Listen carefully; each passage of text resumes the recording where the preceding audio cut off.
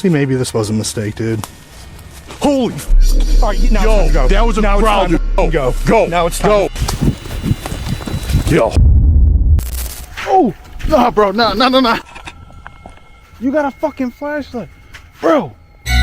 What? There was a lady's voice. Oh, what was that? I just seen something.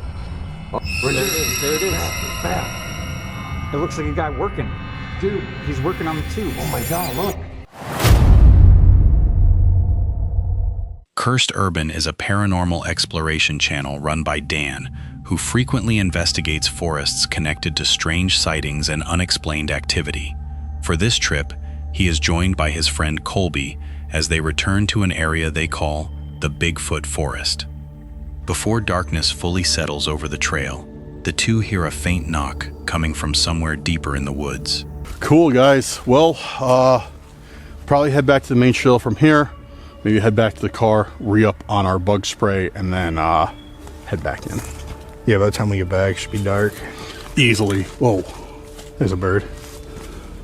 Yeah. Yo! What? No. That was a knock. Very quiet. You heard that, right? At first I didn't, and then it processed. Colby initially needs a moment to process the sound, but Dan recognizes it immediately. He has heard similar knocks in this same area during previous investigations. But that was for sure a knock. Very quiet.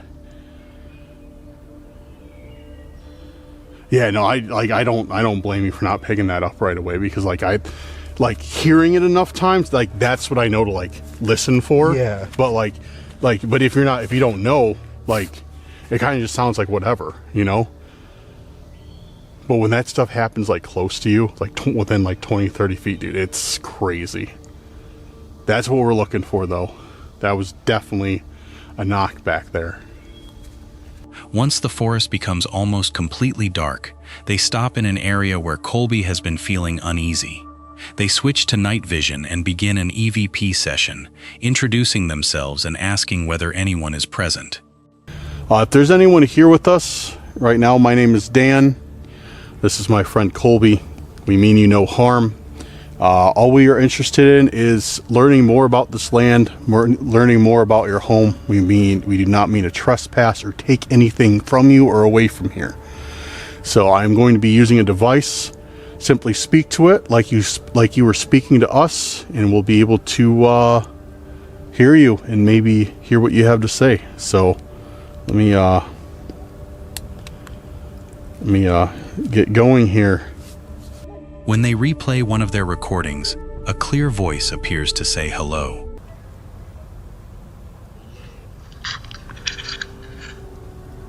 No way.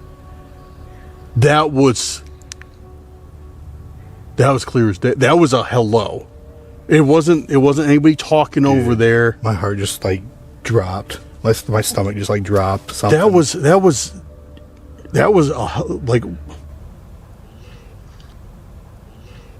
The response sounds extremely close, almost as though someone had been standing beside them. Seconds later, another knock comes from the direction of a strange structure they believe could be a Bigfoot nest. Yo.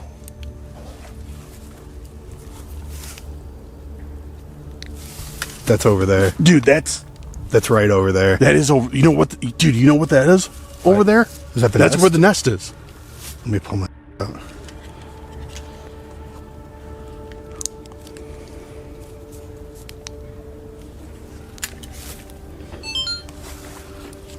All right, we heard it right somewhere over there. Focus camera. The camera's not focusing. There we go. Dude, that came from right. That sounded like a knock. That sounded like another knock, right? Yeah. Because I slightly heard that one earlier. That sounded like it was right over there. Yeah, that was close. They decide to follow the sound and make their way toward the structure. The forest grows unusually quiet as they arrive, with almost no wildlife making noise around them. Without warning, something lands beside them with the sound of a heavy rock. Bro, it's so quiet out here now. It's literally... Bro, it sounded like Yo, a rock. no, I saw something, dude. Something just... That sounded like a rock, and it was right next to us. Something was thrown at us. That scared the shit out of me. No, something was thrown at us. I saw something like land, like right by us. You see I anything? don't see shit. I hear a frog. That's the only wildlife I've heard in a while, too. Oh! Yo, that way, that way. Something just broke a tree back there. That was a loud ass crack, dude. Yeah, dude. That was a loud ass crack. We going to look? No, I don't think we should. For real?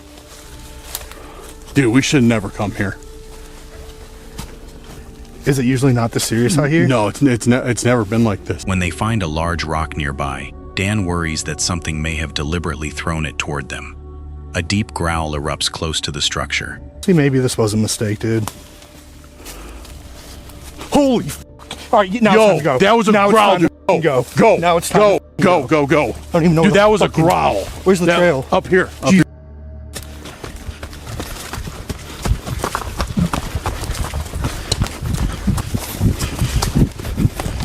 Yo, dude, that was... The main trail's right up here. Both men immediately run toward the main trail, convinced that the sound came from something large. Dude, that was a growl. 100%. Yes. What do you think it was? I don't know. It was loud and deep. As they continue toward the car, movement in the trees appears to block their route. With their lights turned off, Colby spots two glowing eyes behind a tree at a height of roughly 8 feet. Kill lights, kill lights, kill lights.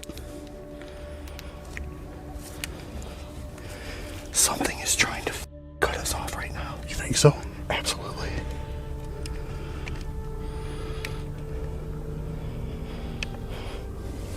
Where do we go? So you think whatever was throwing stuff at it, like... It's trying to cut us off. That's where that just came from. So, Yeah, lights off and just like press our way out. are you getting in front with the night vision? Yeah, I got you. I just...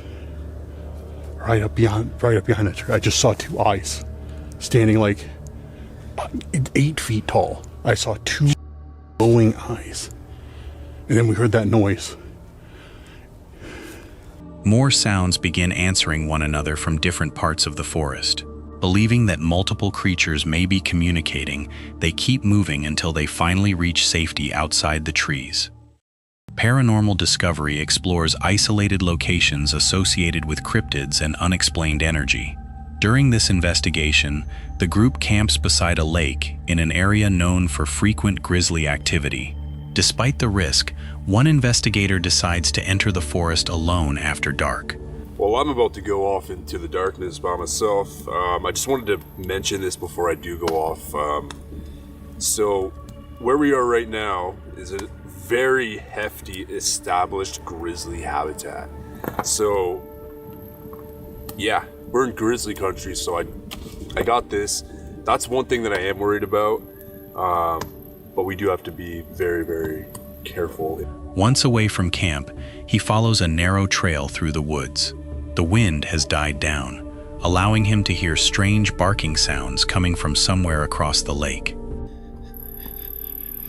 Oh boy, the wind too died down, so we're gonna hear things a lot clearer now. Alright, I had to crop it a bit for stability, so it should be a lot more stable now.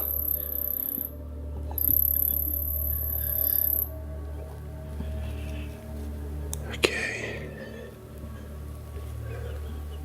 It is very creepy.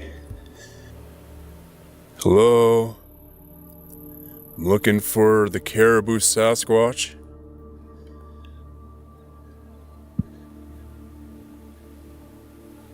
Hearing like barking.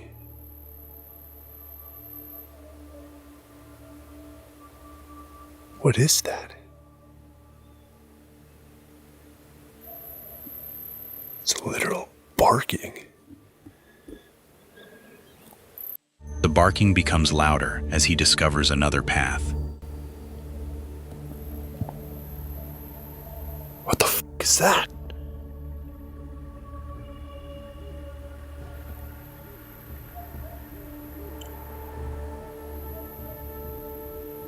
Okay. It's getting louder the more I... The moment he switches the setting on his flashlight, a sudden sound comes from the darkness, and the barking abruptly stops. Whoa! Whoa! What the fuck was that? Right when I changed my light. What's there?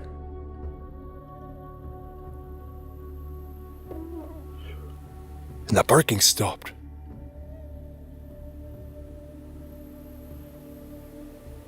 What the f just happened? Okay. Okay. His confidence begins to fade as an intense feeling settles over the area. He describes the energy as ancient and unsettling. While scanning the trees, he briefly sees a shadow moving ahead of him. Hello? Okay, I just saw like a shadow. Deadass, just saw a shadow.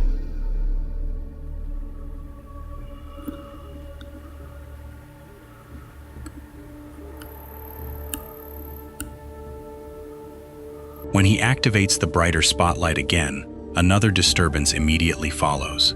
Each time the stronger light is used, something appears to react from beyond the trees. There's a bunch of moss on these trees, bro. This is scary looking.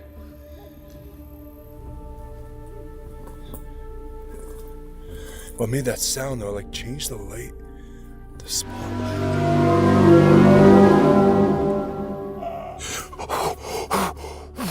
Oh my fuck! Oh shit! Yo!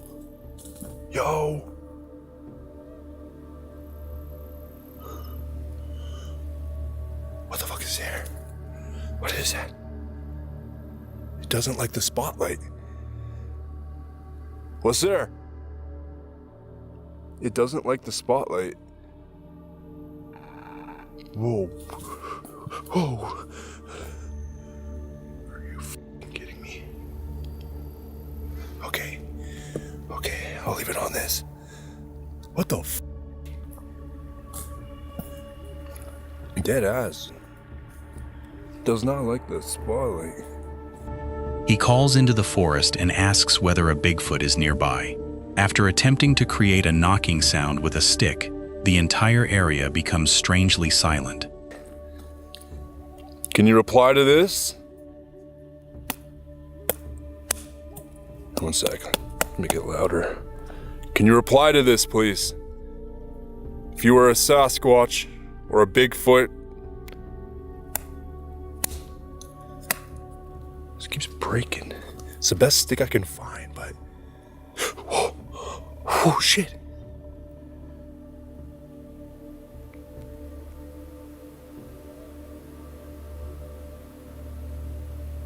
His throat suddenly becomes dry and uncomfortable. At the same time, another distinct knock comes from the woods.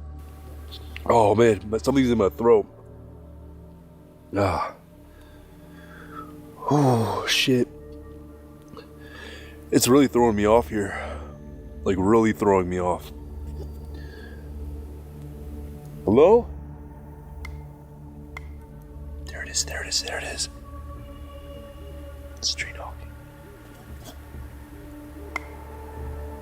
Yeah, that's some sort of knock.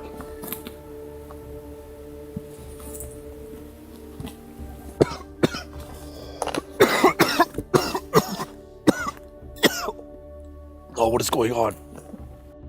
He begins tearing up and struggles to understand why his body is reacting so strongly. Movement continues around the trail as he uses a spirit communication application. The device mentions bad energy just as the pressure in his throat returns.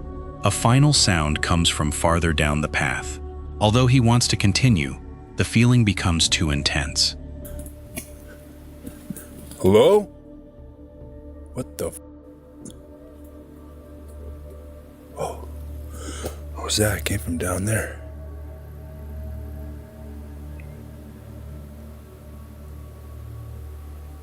Wholeness. Wholeness? Okay. Okay. Fuck, I feel like I went way too far to not do this. I don't want to pussy out, you know what I mean? I came all the way to the West Coast and I don't want to pussy out here. Oh my God. He finally listens to his instincts and begins retreating. While trying to leave, he temporarily loses the path in the darkness. He eventually finds his way back, deciding that whatever was deeper in the forest was not worth following. Outdoor girl Sophie shares peaceful solo adventures in the Scandinavian wilderness. On the warmest day recorded in Denmark for 80 years, she heads into a coastal forest for an overnight camping trip. My name is Sophie. We are in the middle of a heat wave, and today is actually the warmest day that has been recorded in Denmark for 80 years. It is extremely warm, but I did decide to come out here in the forest and do some camping. However, the forecast is already warning of thunder and heavy rain.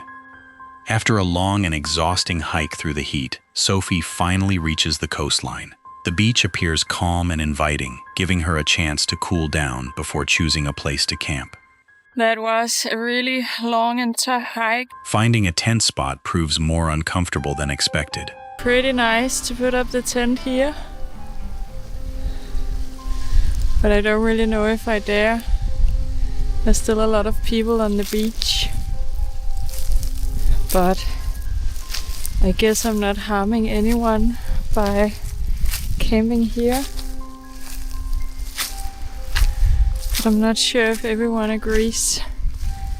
And I really don't like if people get mad at me or think I'm doing something annoying. Several people are still using the beach, and Sophie worries that someone may object to her camping there. With evening approaching, she eventually decides to set up anyway.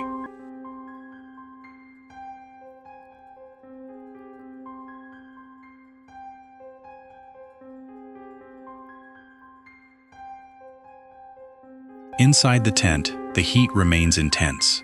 Small insects begin gathering outside, which Sophie believes could be thunderflies arriving ahead of the predicted cloudburst. As the beach empties, she attaches the tent's outer layer in preparation for the storm. So now I'm ready for that thunderstorm. And now I actually think I'm gonna jump to bed, even though it is just so warm. I am sweating from just sitting still. Despite the temperature, she settles down and attempts to sleep. Not long afterward, thunder begins rumbling in the distance and lightning flashes outside.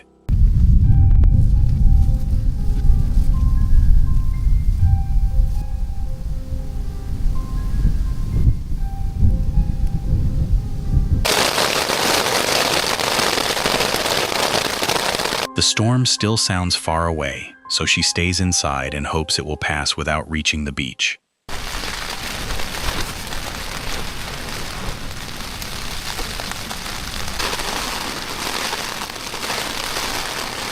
By early morning, the conditions have completely changed.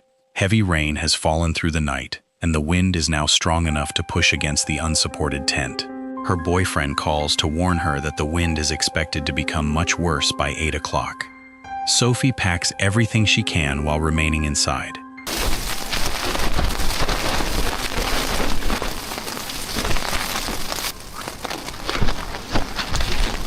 So I got everything packed up inside the tent. Now I guess I have to get out there in the rain and pack the tent down. I'm wearing a wool t-shirt and my hiking pants. Not sure how that's gonna be, but there's nothing else I can do. She then steps into the rain and quickly takes down the tent, becoming soaked almost immediately because she brought no waterproof clothing. I got everything packed up super quickly and I'm already soaking wet. This was not a good idea to not bring any rain gear. Now I have to walk for an hour to get back to the car.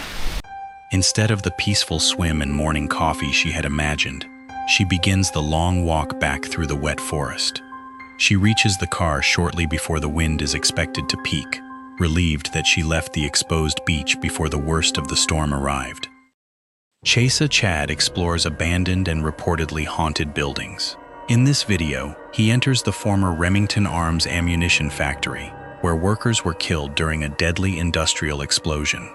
As Chad moves deeper into the factory, the floor becomes increasingly dangerous.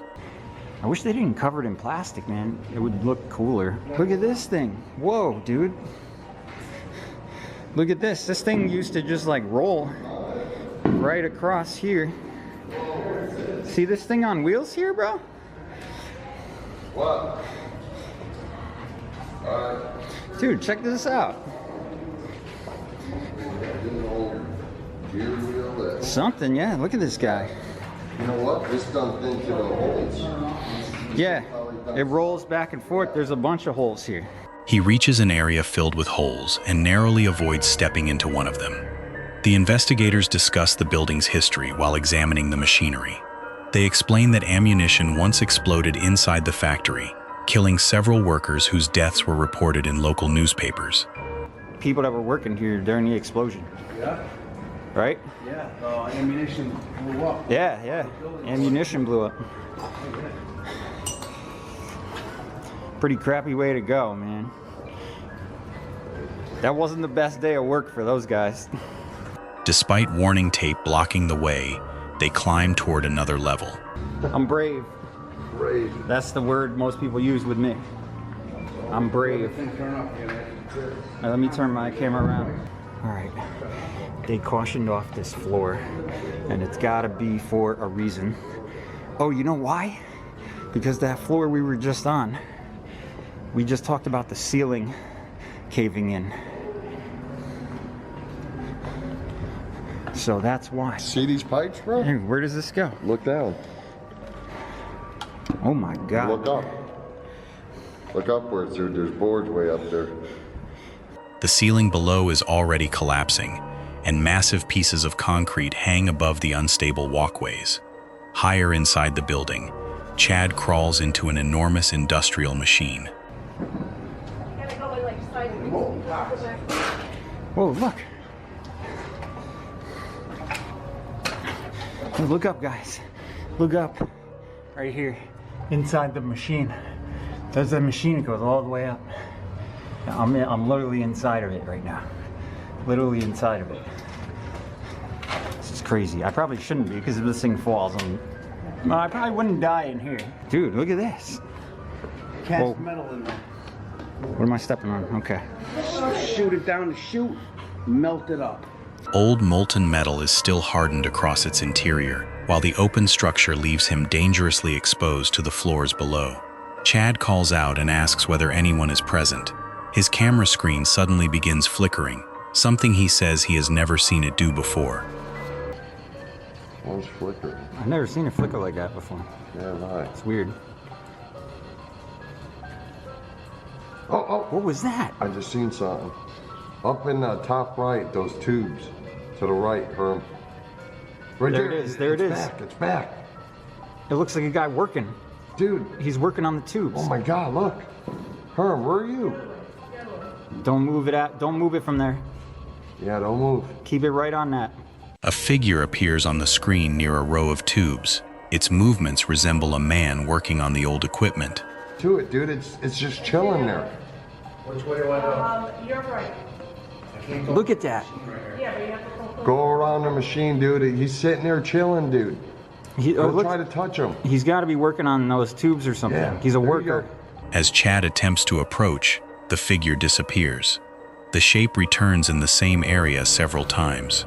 Each appearance seems connected to the tubes, leading the group to wonder whether a worker may have died while operating the machinery. They continue watching as the figure appears behind a metal railing and then returns to the tubes. It looks like over here is where that spirit was working. Looks like he was working on those tube things. Now we've seen him again behind this fence right here. Metal railings is where we've seen him last. So let's see what else we could catch. There he is. There he is. He's working on the tubes again, man. Oh, now he just... Dude, it looked like he shot towards us.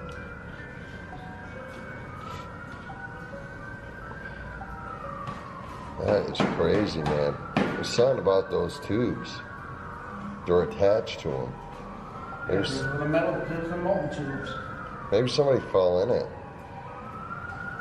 and died, and they're just like attached to it. Yeah, like maybe they can't get out of it or something. Well, thank you for coming out. You want to show yourself one more time? Get ready to wrap it up. As the investigation ends, a small red object shoots through the frame. You saw that? Yeah, I got it. You saw that? Yeah, I got it on film. I don't know what it was. It looked like an orb or something. It was red too. That was weird. Yeah, red orb. Yeah, it was red. Well, we'll see it on the video. Neither investigator sees it in person, but Chad believes the camera may have captured one final unexplained anomaly.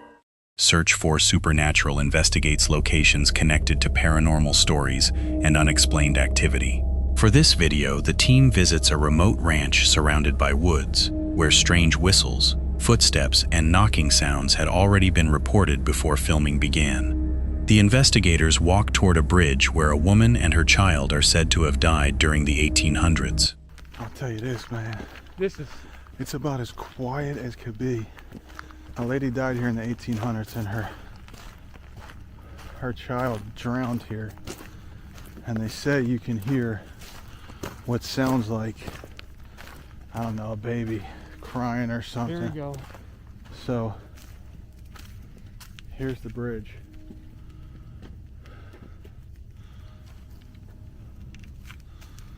I don't know, man.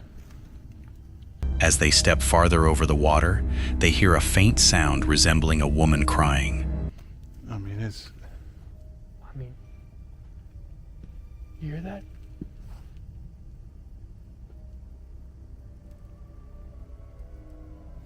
That sounded like a crying.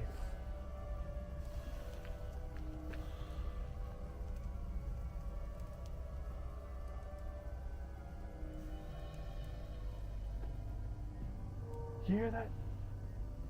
I don't know if the camera's picking it up, but it sounds like a lady crying. Sounds like she's whimpering, like, this is unreal. A noise comes from the darkness beside the bridge.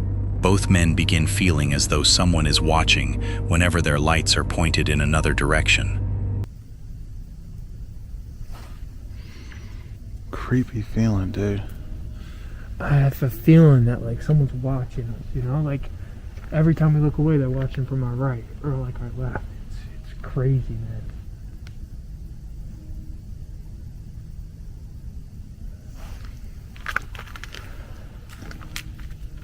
I've been many places in my journeys, in my in my background. Oh, you heard that?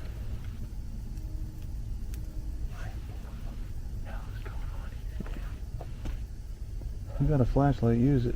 I am. I don't see anything. We just heard.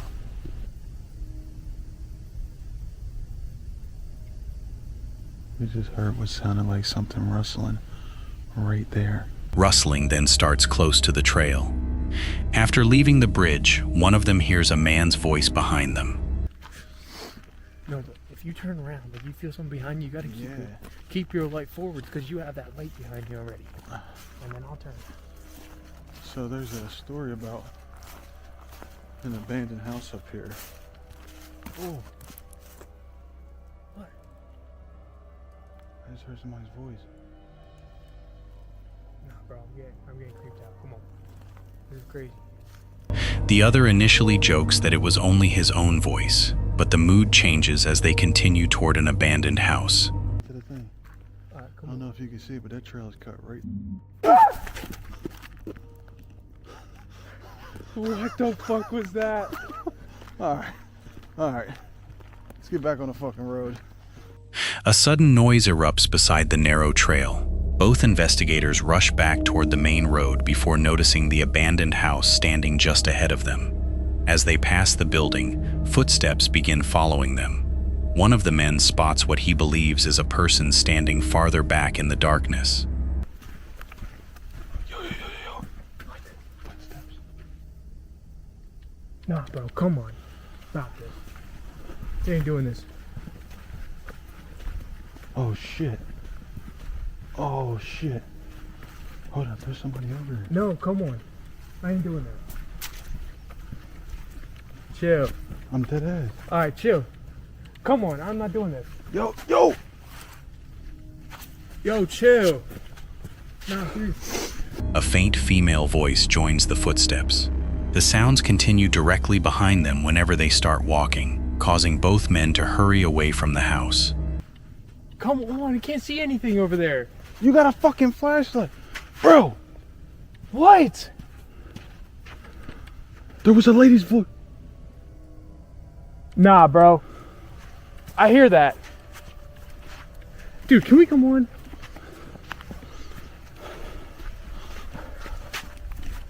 Bro, I'm hearing footsteps right behind me. Wait, jump out in front of me. Oh! Nah, bro, nah.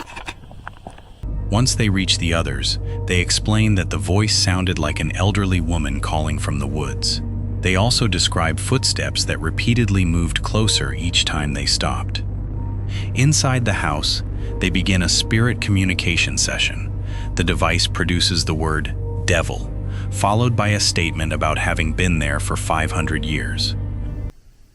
I want to leave now. I ain't gonna lie, I kind of want to leave now. You saying the devil haunts this house?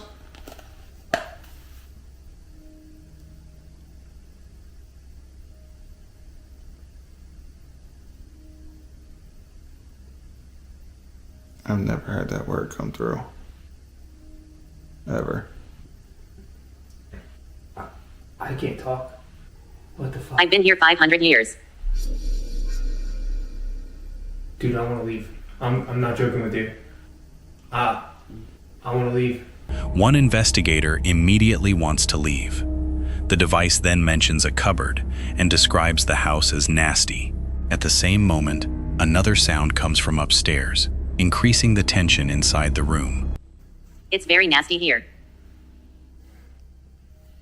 Why is it nasty here? What makes it nasty here?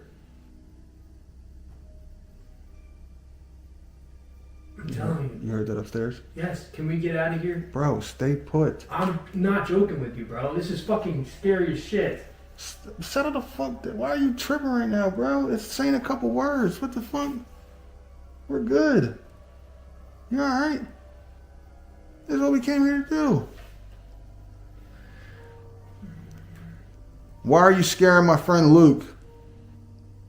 Soon afterward, the room becomes noticeably cold, and the word river appears, possibly connecting the responses to the water behind the property.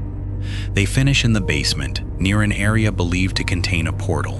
While setting up equipment, one investigator sees a light travel across the entire wall, although no clear source can be found. What the fuck was that? Oh, sorry.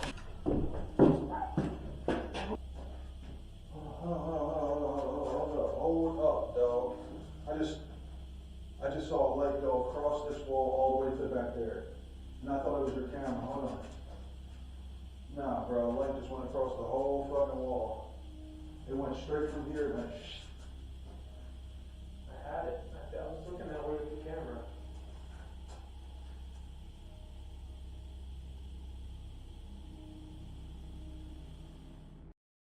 Haunted Finders investigates historic locations using recording equipment and spirit communication devices. In this video, the family explores an unfamiliar section of Sherwood Forest, a place associated with centuries of folklore and paranormal encounters. They begin by placing a recorder beside the trail and asking whether anyone connected to the forest would like to communicate. Is there anybody here connected to Sherwood Forest that would like to talk to us?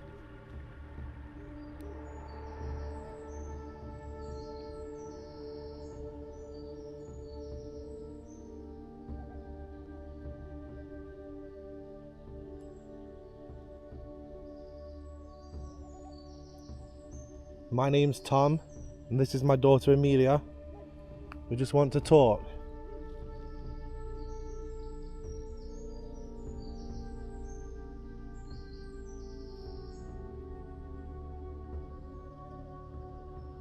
Did you used to live inside the forest? The questions focus on the people who may once have lived within the woods. During playback, a voice appears to begin with the phrase, "My name is," followed by words that are difficult to understand. Did you used to live inside the forest?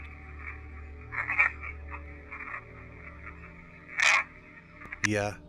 The response is unclear, but it sounds noticeably different from the surrounding forest noise. They move deeper into the trees and try another recording. This time, the playback appears to contain a voice asking who they are or who goes there.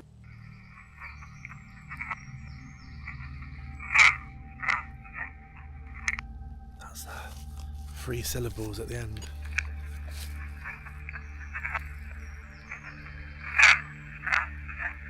Who goes there? We're intruding. That's someone who don't know who we are. That's asking, like, who are you? Who goes there? That's what they used to say. Who goes there? Another recording produces what sounds like the word murder.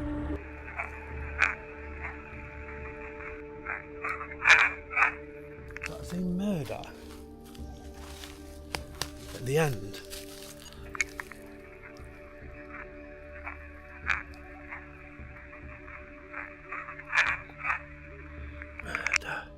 The investigators acknowledge the response before deciding to continue farther along the trail. A spirit communication application begins forming a possible story.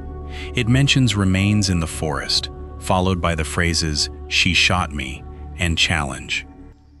I can imagine that there are a lot of people that are buried here in unmarked graves. A lot happened in the history of this place. I can imagine there was a lot of death here. She shot me. She shot you? Who shot you?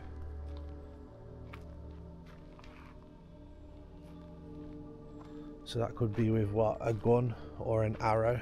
While attempting to record a name, a loud knock suddenly comes from one of the trees. The sound is especially strange because they are surrounded by dense forest with no nearby paths. Can you tell me what you were shot with?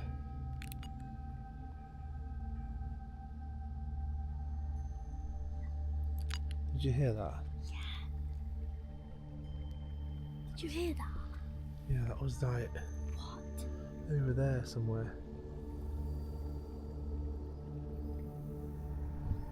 It just sounded like someone was knocking on one of the trees, like really loud. I don't know whether the microphone would have picked that up. But I did hear someone walking through there a minute ago as well. There's no paths here. This is all just dense forest. The device then states that he is here. They ask whether this is the same presence that has been walking nearby and making the knocking sounds. Something heavy begins crashing through the undergrowth. They search for an animal, but see nothing moving between the trees.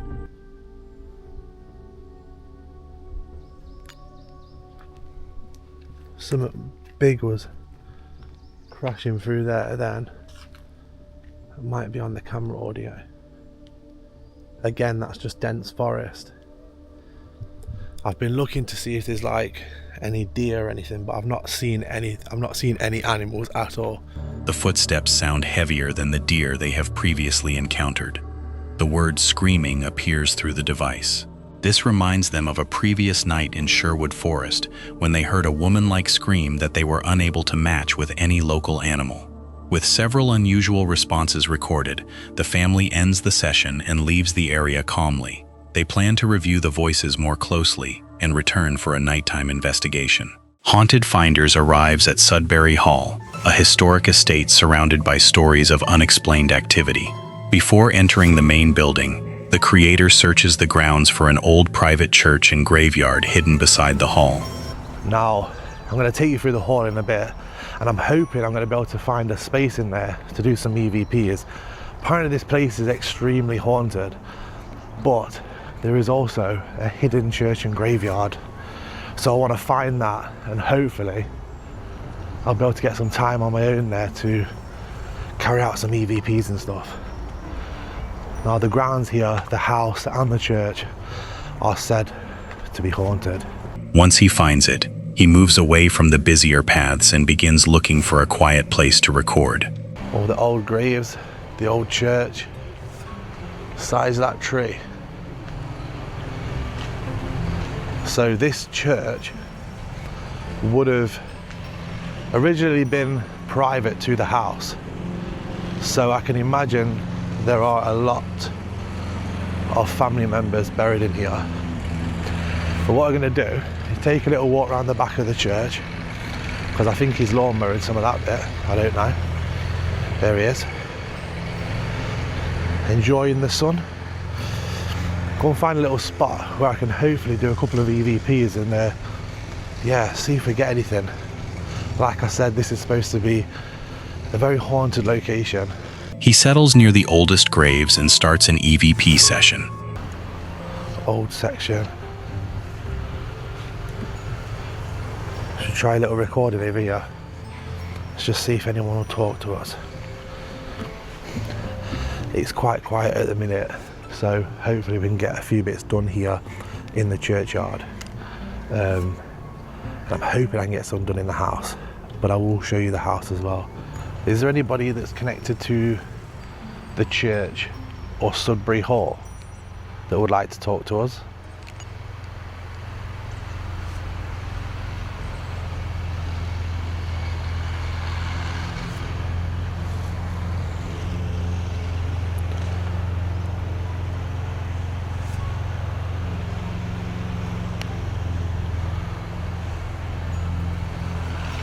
At first, the churchyard remains peaceful. Then, while reviewing one of the recordings, he hears what sounds like a voice saying, "You can bring us back." That's a bit creepy, that. What's that saying? You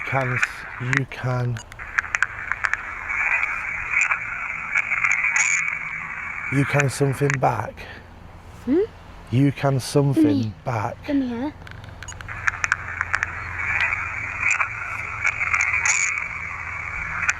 What is that? I'm gonna have to enhance that one.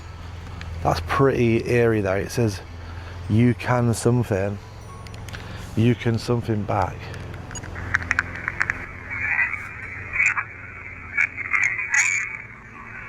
You can bring us back. So it says in here. What?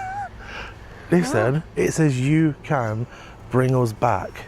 The wording immediately catches his attention. He wonders whether the spirits mean that recording their voices somehow allows their memories to return. As he continues through the graveyard, another sound breaks the silence. Let's play this, see if anything answered.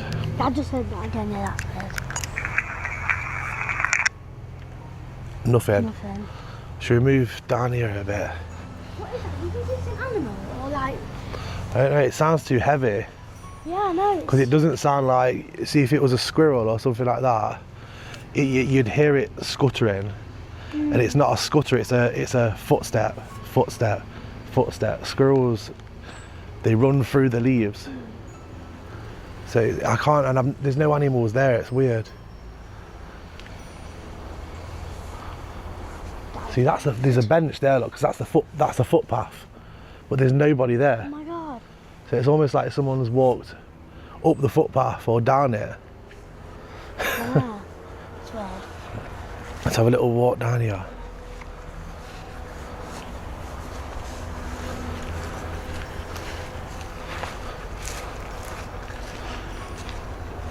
Heavy footsteps seem to move through the leaves nearby. He checks the pathway and scans the surrounding graves, but nobody is there. Who is here with us? My name's Tom, and this is my daughter Amelia. Who's here? Can you tell us your name?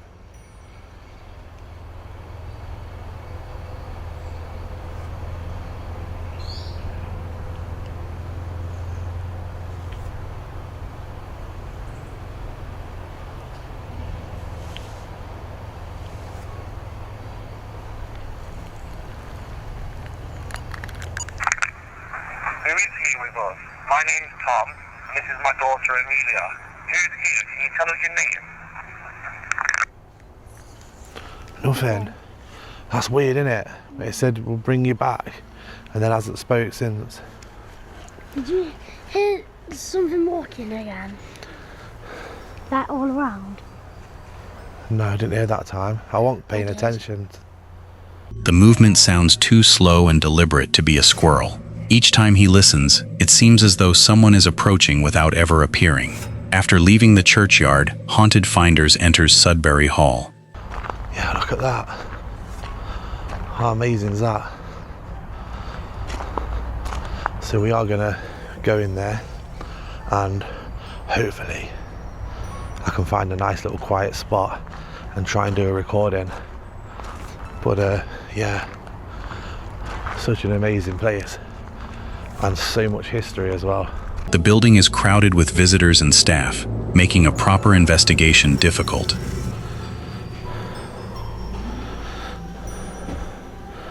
Would you wear this, Amelia? Did I know that? You would wear that. Oh yeah. Fun frocks and fancy dress. Look at the clothes. Oh, look at the little shoes. Dress outfit, look. That was my old outfit in the 90s. I think I've got photos of me in that outfit. Ah. The room's huge. Absolutely huge.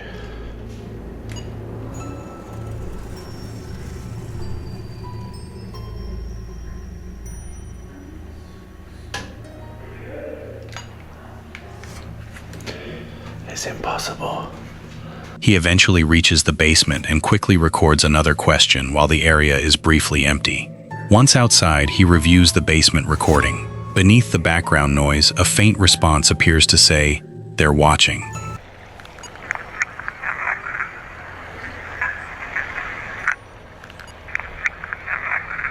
They're watching. That's almost like they were telling me that the staff members are watching.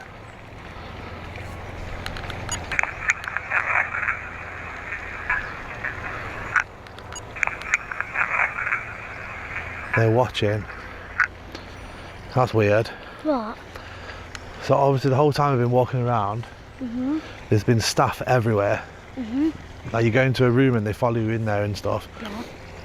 I managed to get into that far end of the basement to do a short recording. And I got a response on there that says they're watching. So it's almost like it was warning me that the staff are watching. So right, listen. Can you hear that? Listen at the start. Yeah, they're watching. They're watching. The message feels strangely appropriate after spending the entire visit feeling observed by staff members inside the hall. A final recording from the museum produces another possible voice. This one sounds like, "Let me out." Why are the dolls always look like they're staring at you? Just give me the creeps. Right, let's have a little play of that recording that I did inside there to see if there's anything on it.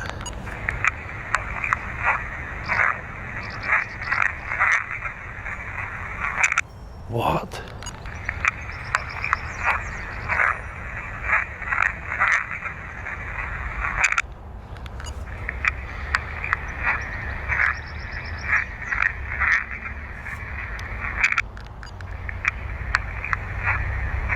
Let me out. Let me get out. Oh my days, it says let me out.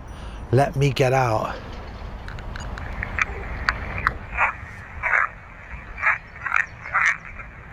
What? That's weird as well, because that section where I did the EVP was all about chimney sweeps, children being chimney sweeps. That's weird. That's actually really interesting, but also pretty crazy as well.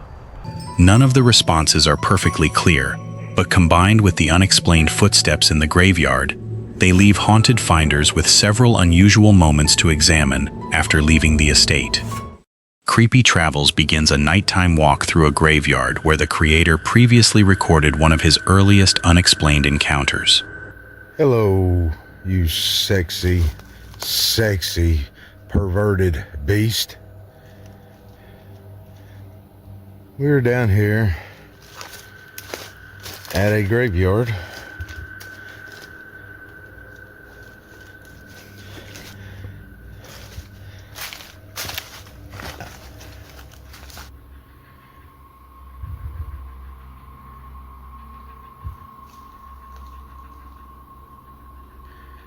It is feeling a little creepy down here though. Almost immediately, he hears movement deeper among the graves. I just heard something. This is a graveyard that don't have deers or nothing.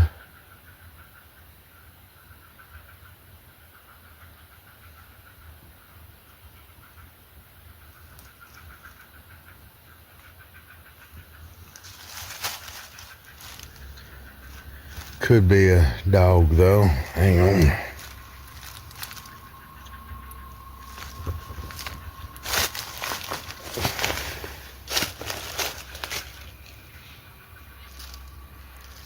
I don't know. I keep hearing something.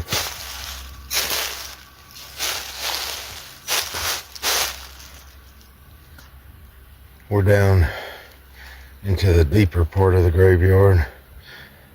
While descending a steep bank, he notices what looks like somebody standing beside a tree.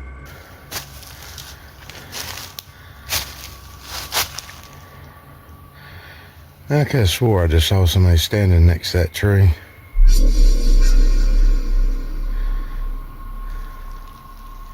This is where my first video I ever did come from, where I saw my first, I don't even think it was a shadow bastard.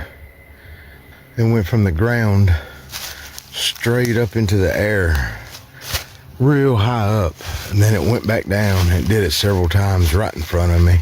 Camera barely caught it, but it caught it. But in my eyes, I seen it clearly. The figure disappears before he can get a clear view. He explains that a similar shadow had appeared during an earlier visit. On that occasion, it seemed to rise from the ground before dropping back down. As he returns to the same section of the cemetery, another sound comes from the darkness. He stops repeatedly, trying to decide whether an animal or a person is following him. Then I would have had it saved.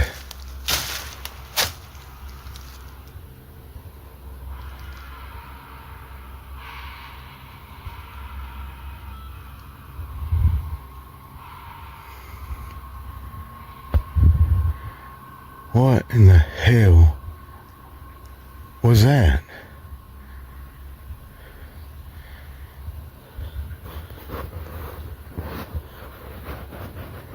I don't think I want to see what that was.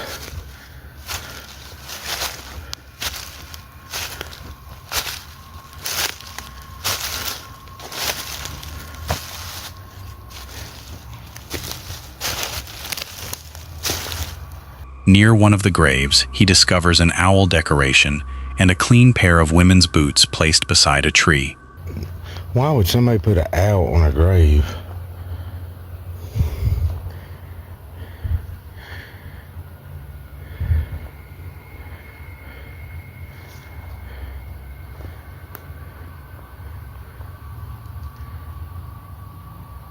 What is that?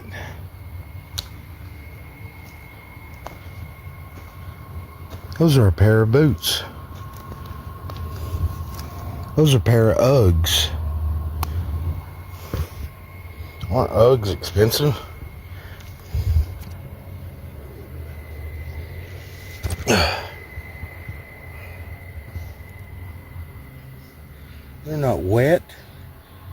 not damp.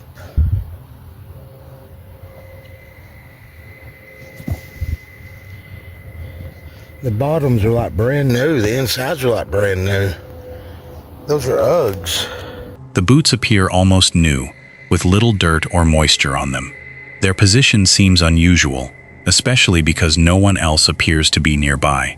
A dark shape then becomes visible farther down the cemetery. Hang on, we'll try to zoom.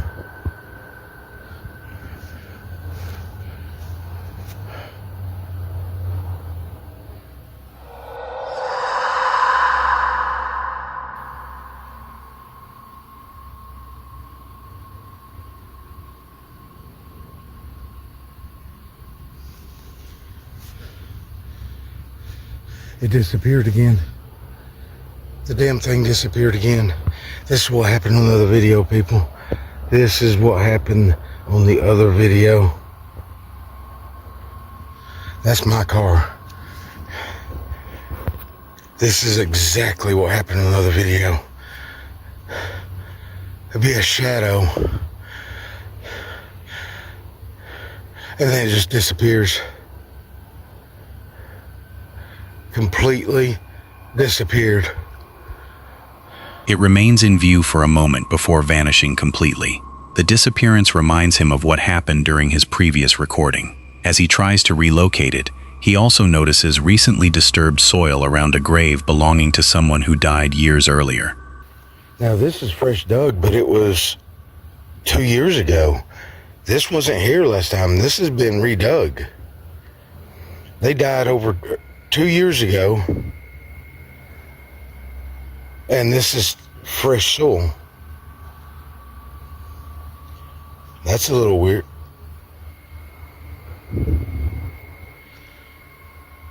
I just heard somebody holler out to me. What in the hell? The figure appears again. Through the camera zoom, its posture briefly looks distorted, almost as though its knees bend the wrong way. Let me try zooming back in, people.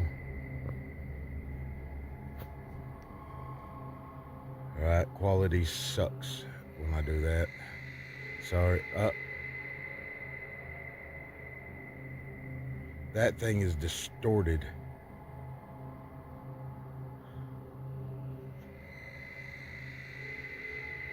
It's hard to focus while it's on zoom. You just barely move the camera and it slings it.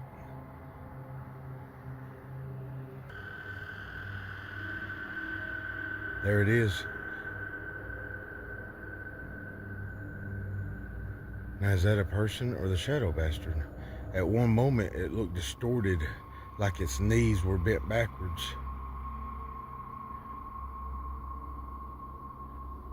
Now it's gone. Now it's freaking gone. Every time it goes over here, it just disappears.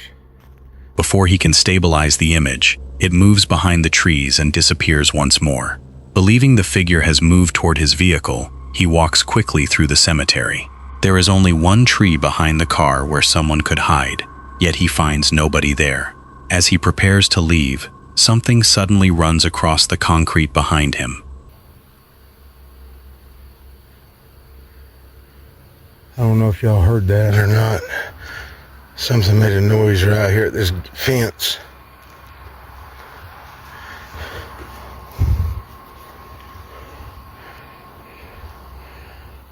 When you see my light and camera go different directions, that's me putting the light under my arm so I can use my hand to scratch under my shirt where something's eating me alive.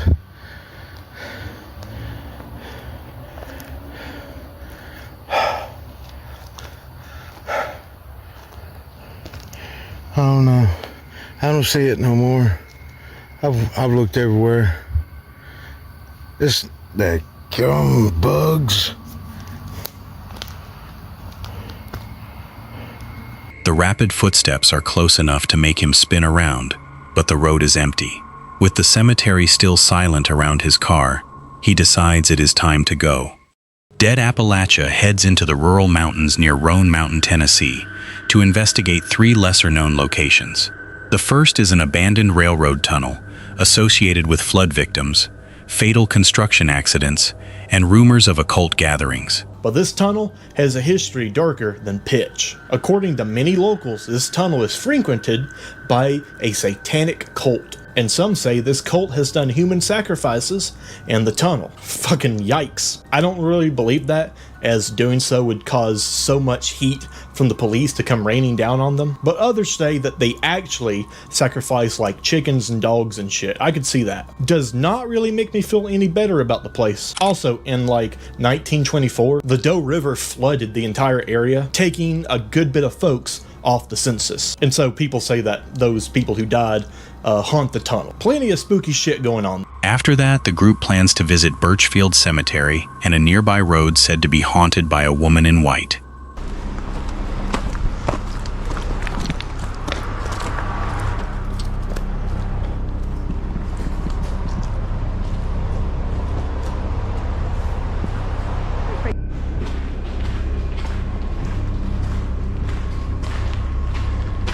Alright, let's bring up the light here.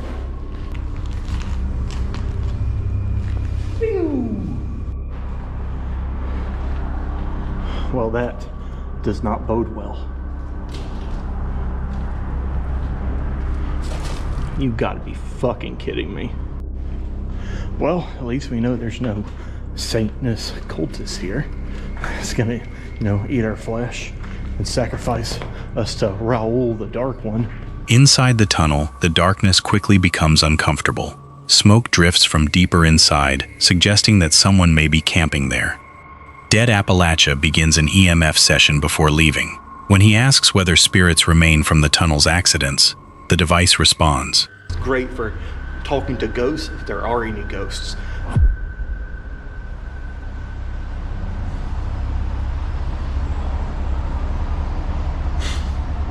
There may be some with us.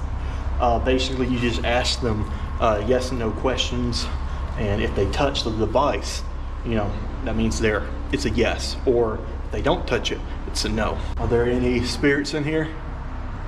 Is there anyone that was killed during the mining and building incidents? Or anyone that has been killed during human sacrifices?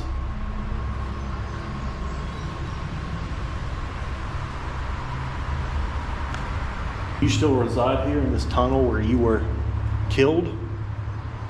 It rises again when he asks about alleged sacrifices. Damn. Are there still cultists practicing that kind of stuff here? If the answer is yes, touch this device.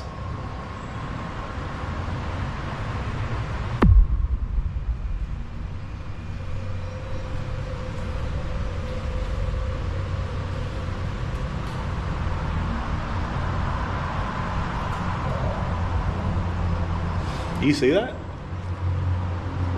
When I ask a question, it goes up, and then when I'm done asking the question, it goes back to nothing. So this place really could be haunted. I mean, I just got definite yes and no answers with this thing. The timing is unusually specific, with the readings dropping each time he finishes speaking. The investigation then moves to Birchfield Cemetery. According to local stories, a woman named Glinda or Victoria was killed after being accused of witchcraft and having affairs with local men. The oldest section contains weathered stones, including a Civil War grave and markers that can barely be read. This one's really, really old.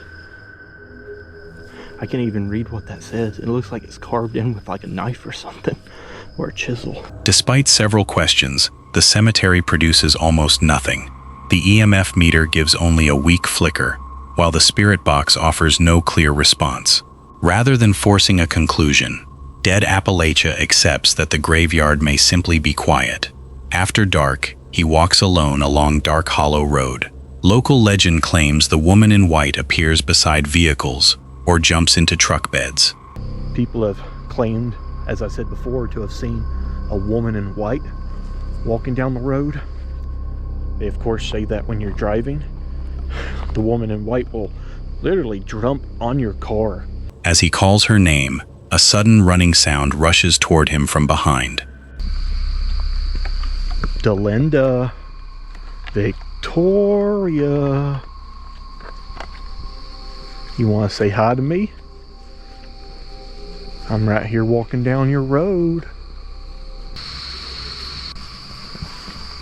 Galinda, Victoria, if you're out here, I really want to communicate with you.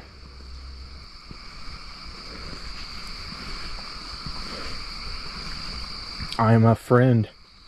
Give me a sign that... Holy Mothman balls. Oh no.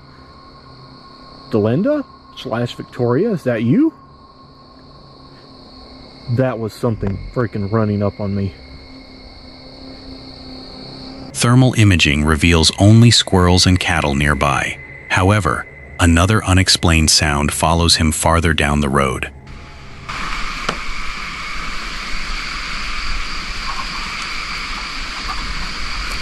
You hear that?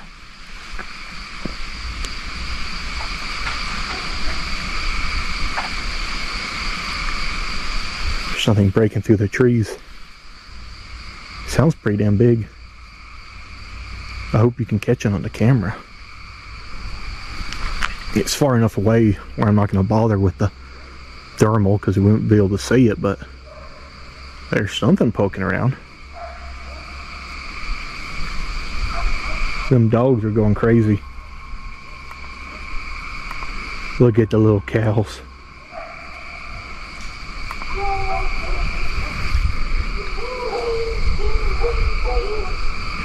Do you think those dogs are going crazy because of what I'm hearing out here? What if it's a bear? By the end of the investigation, the cemetery seems inactive, but the running noise remains difficult to explain.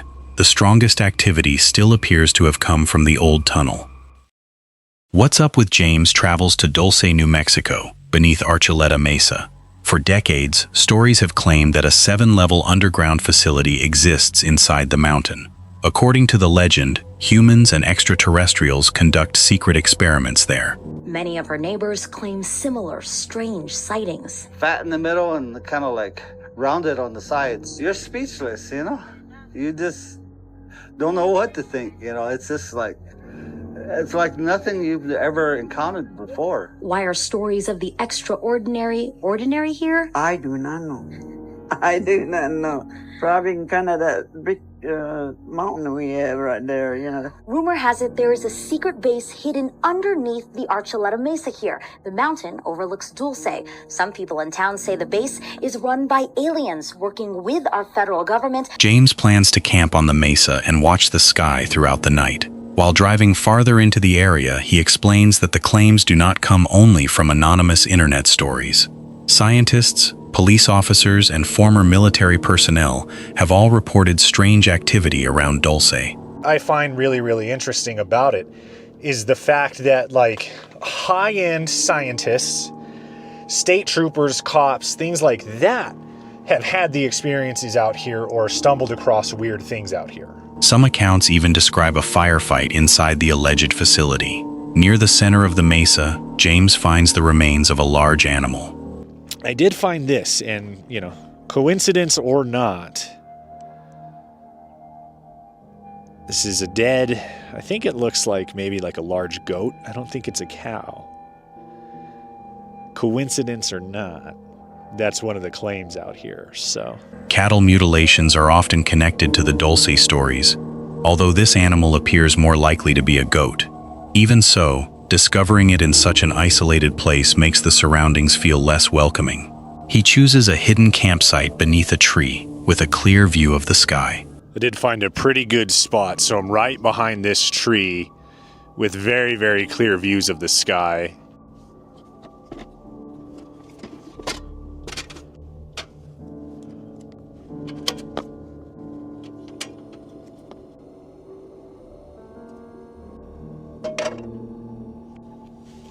Just gonna try to keep everything as contained and as chill and as unnoticeable as I can right now, at least until tonight. But we are in a good position to where if we see anything weird in the sky tonight, we'll be able to catch it. But as darkness approaches, he describes the supposed layout beneath him. while I'm making dinner, I figured I can tell you guys some of the claims here. So Phil Schneider is a former geological engineer who helped build deep underground military bases. So I guess that's what he did for a living, which is pretty crazy. But he said that he was drilling a new addition to this base. He said, okay, that's crazy. He said, I'm drilling a new addition to this base. His team broke into a cavern filled with tall grays. A firefight erupted between the U.S. Delta Force and the aliens. Schneider claimed that 60 humans died that day. He survived but lost several fingers to an alien plasma weapon. He was found dead in 1996 under mysterious circumstances involving a catheter cord. So maybe as like a whistleblower, they decided that they were going to kill him because he was talking about the aliens at this base. Once night arrives, James switches to night vision.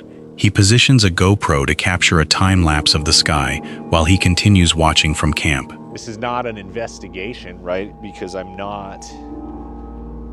can't call on aliens in a sense. You guys know what I'm saying? Like, I can't use the spirit box to communicate with aliens or anything. But if there is...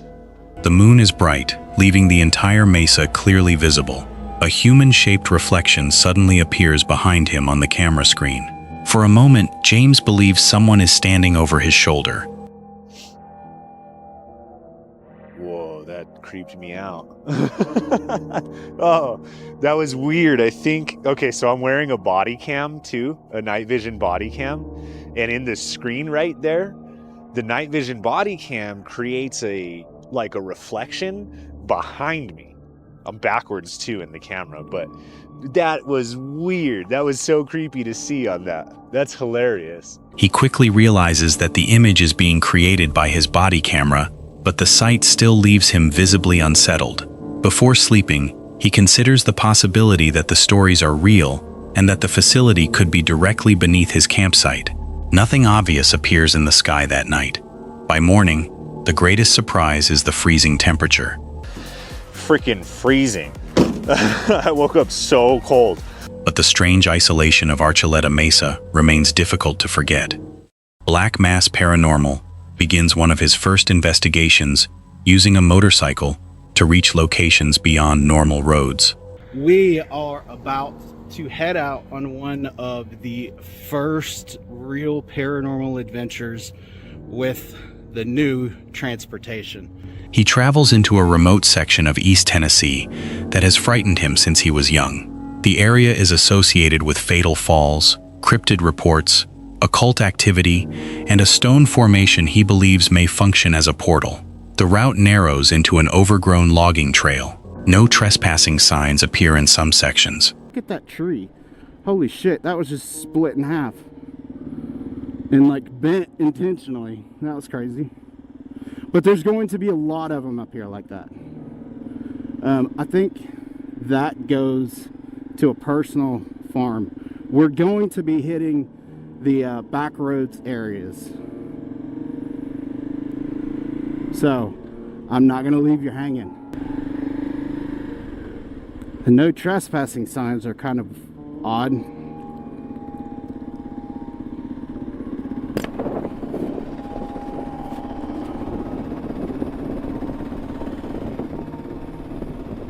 Forcing him to carefully check where the public path continues. He eventually reaches a rough track that his larger vehicle could never have accessed. I don't see any no trespassing signs, so.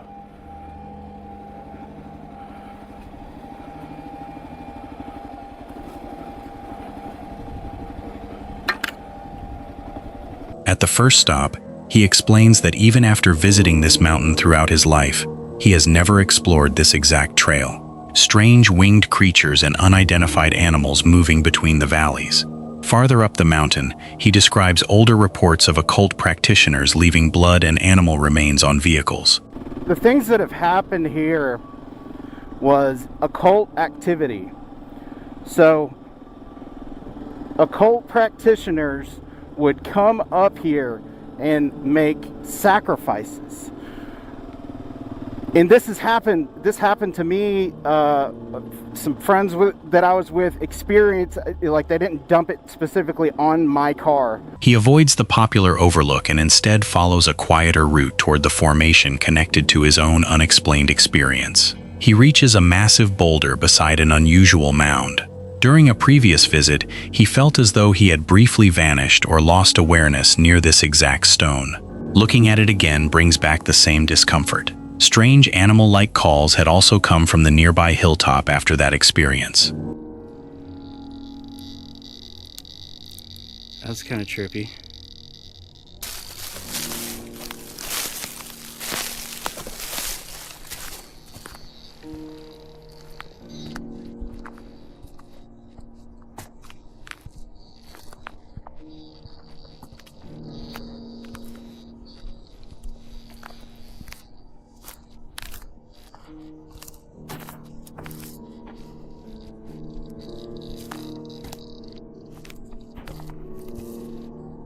There is the boulder. Right there.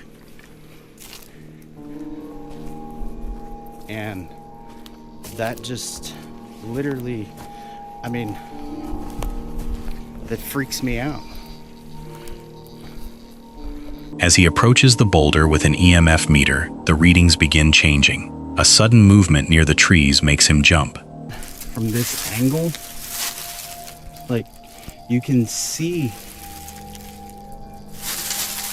it almost looks like it's been carved or something.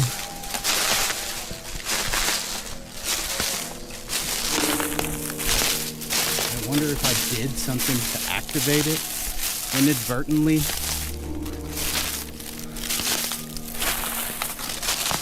Because this is the landscape that is described in the missing 411 cases. Oh, it just jumped.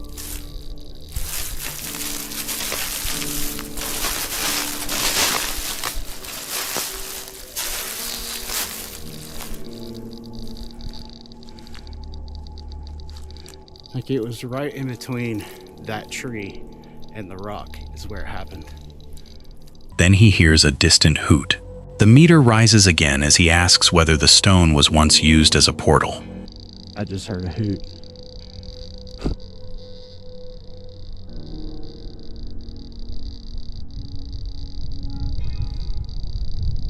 Did the Native Americans use this as a portal?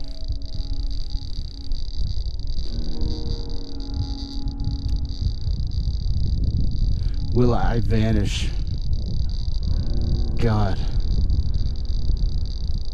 So there's a log right there that's like shaped kind of weird and it's red in color.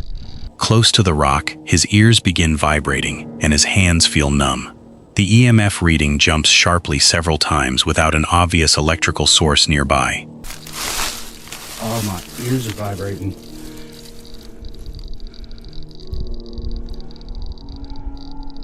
As soon as I started getting close to it, my ears were vibrating.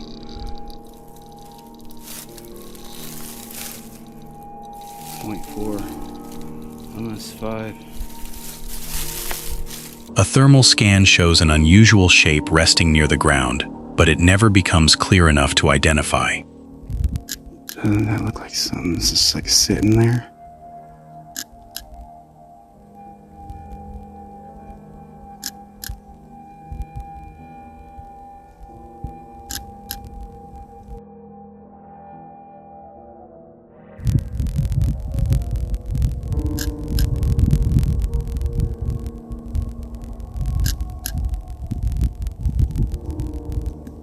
Uncomfortable remaining beside the boulder, he packs the equipment and returns to the motorcycle. Rugged Road Explorers enters an isolated canyon in southeastern Utah, searching for the highest level of an ancient cliffside settlement. Today, we dive deep into the final level.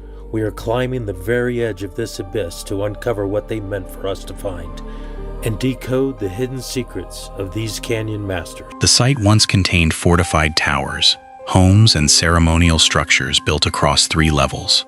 At the far end of the canyon, a massive symbol has been carved above a structure positioned dangerously close to the cliff. After scrambling down the rocky slope, the explorer reaches the first building. What's really interesting about this is this. I'm trying to keep it still for you. So that's a very unique symbol. It's not a typical petroglyph. The large marking above it does not resemble the more familiar petroglyphs found throughout the region. His best theory is that it may have represented a clan or community.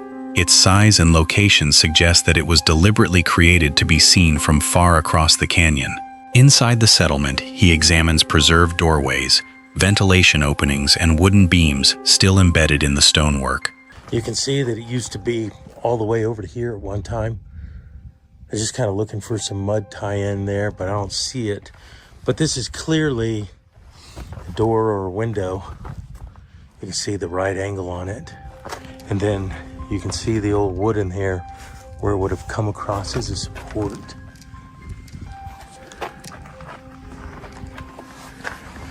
Boy, there's no telling how much more construction was here because all this fallen, and you know they just didn't have all these rocks randomly laying here. This was probably a wall or something like there.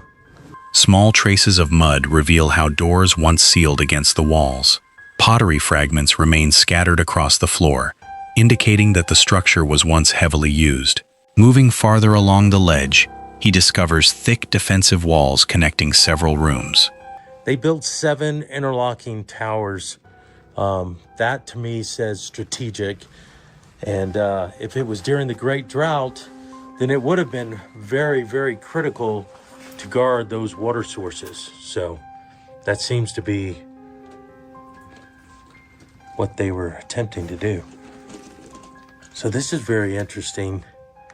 You've got a dwelling here, and then you have this wall here. So this was all interlocking, which means you would probably have been forced to go off this little ledge there. And look at the thickness of these walls. They weren't going to be pushed over or anything. Look at that. And that's pretty amazing. The layout appears designed to control access, forcing anyone approaching the settlement onto a narrow section of exposed cliff. He then notices that one of the highest structures may still be accessible. After securing his equipment and climbing hands-free, he crosses the edge without looking down. We don't want to look down there.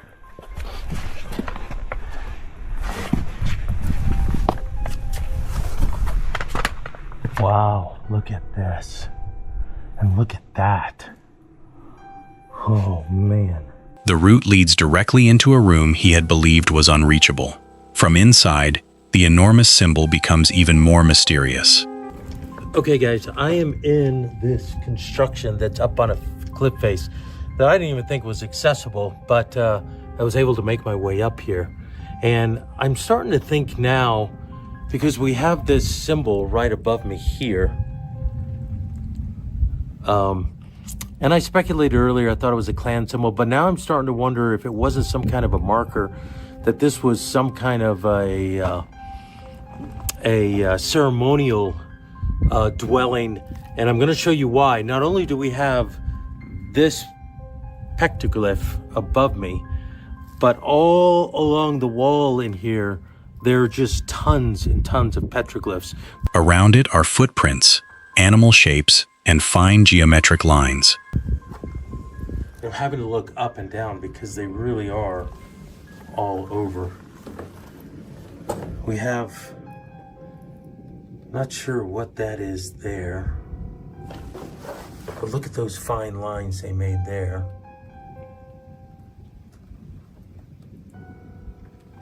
I'll bring it out a little bit so that'll give a better picture of the whole little panel there. Some markings appear to have once been painted white. A repeated zigzag pattern continues across the stone. Beside it are human-like figures and tracks that seem to connect separate panels. The repetition suggests that the markings were part of one larger message rather than unrelated drawings. As he carefully descends, additional symbols emerge in the changing light. And I'm coming down here and I'm seeing tons more petroglyphs. Of course, this is really worn in here because it's exposed, so it's kind of hard to see, but maybe you guys can see it on the camera a lot better than I can. Boy, that looks like a panther track there. Wow. Yeah, there's so much more here. I can't step back. So, all right, let me get as far back as I can so that we can see this. And I'm gonna snap pictures. But look, you've got this. Other stuff here. And then I'm looking and there's stuff down below. We'll have to look at that too. The pattern appears to extend across much of the cliff face. Their original meaning remains unknown, leaving the canyon's most visible message without a clear translation. C.J. Faison and his friend Sonny arrive in New Jersey's Pine Barrens hoping to search for signs of the legendary Jersey Devil. However, their investigation runs into trouble before it even begins. Their van sinks into a deep patch of mud and becomes completely bottomed out. With no phone reception and no easy way to free the vehicle, they unload 2 electric bikes from the back and prepare to search for help. This ain't really working, so.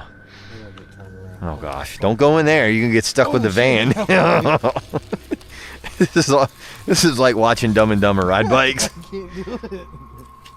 Oh shit. You good? We should probably get you a flashlight. Yeah, I think you would probably be a lot safer if you pedaled.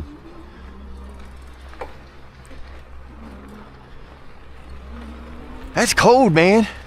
You good back there? Oh gosh. I don't know if I feel safe with you behind me. You want to get in front? The pair ride deeper along the dark forest roads, but the unfamiliar bikes create problems of their own.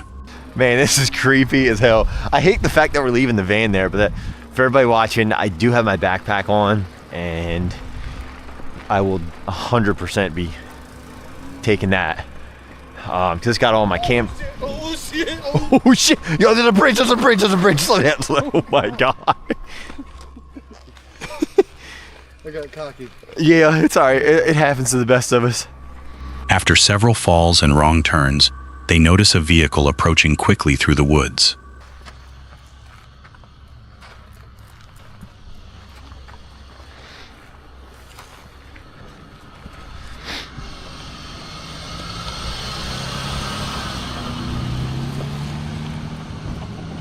They didn't even stop or nothing. We better get to the van. A red truck races past them without stopping, then turns around and heads back toward the stranded van. I think your rear tire might be going flat too. This is not a great night. Hang on, stop right here, stop right here.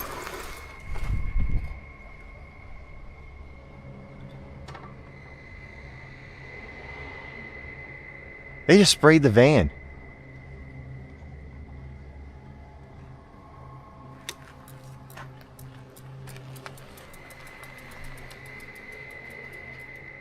Uh-oh, they're turning around, Sonny. Should we hide? Unsure who is inside, CJ and Sonny switch off their lights and remain hidden beside the trail.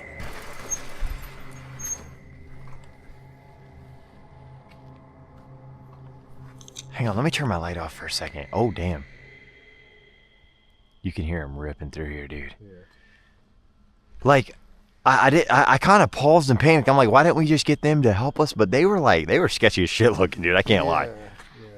Yeah, they were up to no fucking good. Yeah, they were 100% up to no good. I mean, we have no choice but to leave the van here. And let me look at this. Let me look at the GoPro here. The people in the truck eventually help pull the van free. Yet shortly afterward, CJ realizes that the GoPro mounted on his head has disappeared. Believing it fell somewhere along the route, they leave the van once again and retrace their path on foot. As they search, another light appears farther along the trail. Light. Fuck, dude. See, he's further down on the trail. We're good. See him over there? I'm gonna try to keep my light pointed down at the ground. Whoever that is has got like their light flashing all up in the trees. All up in the trees. See them?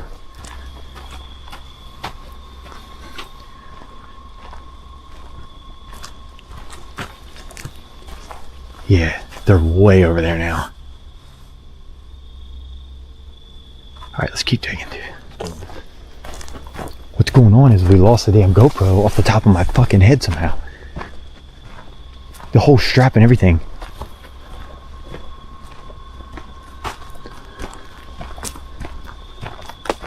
Yeah, no, Sonny, you know what they're doing? They're walking through the woods. They're following the path that we waited on the bikes.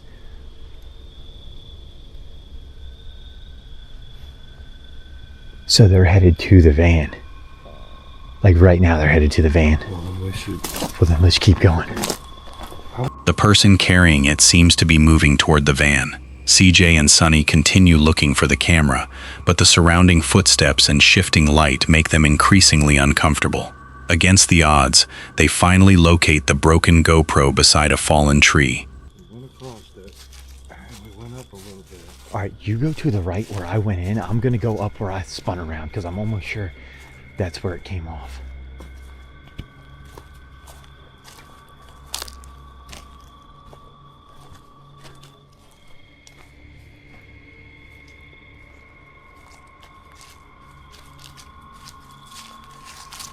Right here? Yeah, I spun around like right up here.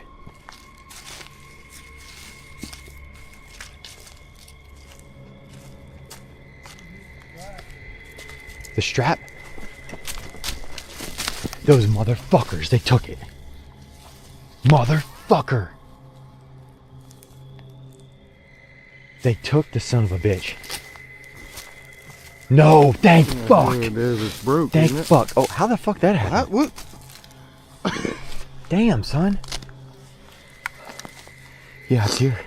Their relief does not last long. Another light appears behind them, much closer than before.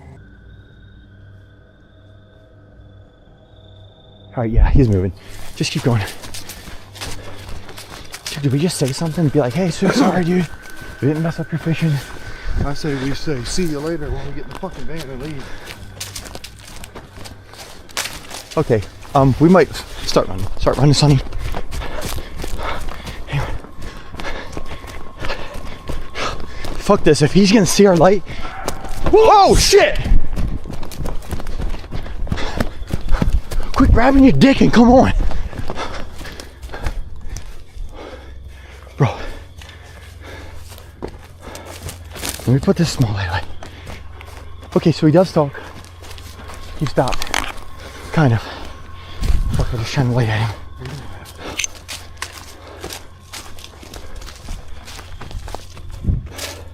I'm telling you, dude, we just fucked up his fishing spot, that's all. He's pissed. Here, come on, run up around this corner. The distant figure begins moving quickly in their direction. CJ and Sonny hurry through the darkness while the person appears to follow. They reach the van, climb inside, and pull away while the light continues moving behind them. Come on. Fucking motherfucker. Okay. Come on. Yo, there he is, there he is, there he is. Here, take this shit. Come on. Fuck. Okay. Yo, he's fucking running. The van almost... Yo, shit. This motherfucker's running behind us, bro. Is he on a bike? Look behind us. Is he on a bike? I can't see anything out back. Moxley's paranormal world returns to a forest where the team previously heard screams and felt as though something was following them. This time, the plan is to spend the entire night inside the woods. We're going to spend the full night out here. We're going to see if we can capture any of the unusual stuff that was happening last time whilst we were here doing an investigation. So yeah, just taking a look around. Look how dense this looks. And this place, the last time we were here, we heard screaming. It felt like we were being followed at times. A lot of crazy stuff was happening out here. So yeah, let's go over and let's have a look at the spot that we've picked for this evening for this overnight camp. I swear I keep hearing something over there. But yeah, we are literally camping over this side. Even before the tent is assembled, a cough-like noise comes from the trees nearby. They pause to listen, but nothing reveals itself. And I was just stood over there, walking through, should I say, and I could hear. I heard that. You hear that coughing then? Now, what I will say at the moment, I feel okay, but I know as soon as that sun sets... It's when the sun sets and the forest goes dark and we're stuck inside a little tent. A 4-man tent. We're in a 4-man tent tonight, so we should be okay. Once darkness settles over the campsite, the atmosphere changes. Pair decide not to build a fire because its light would expose their position. Instead, they leave the tent behind and begin a quiet investigation through the surrounding forest.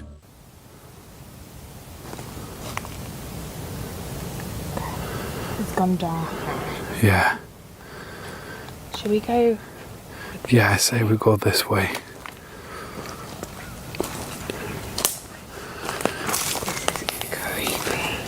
Ain't it just? And do you know what? I was going to do as a fire, but for some weird reason, I just don't want to light a fire. I want to try and keep it low key here tonight. Yeah, especially. Kind of lighting. Yeah. I mean, I know we are with camera lights, Yeah. but a fire's more obvious, Yeah. isn't it? You can turn the lights off. Well, that's the thing with the fire. You can't just turn it off if we hear something. Yeah. Without the camera lights, the tent almost completely disappears into the darkness. As they walk farther from camp, a low noise comes from somewhere ahead. 2 sticks either side with... here, they have. See him? It just looks like it snaps, so it's been like that, longer this way. What is that? What is that? What is that? What is that? Hello? That was something growling, wasn't it? That sounds like a growl. That sounds like a fucking growl.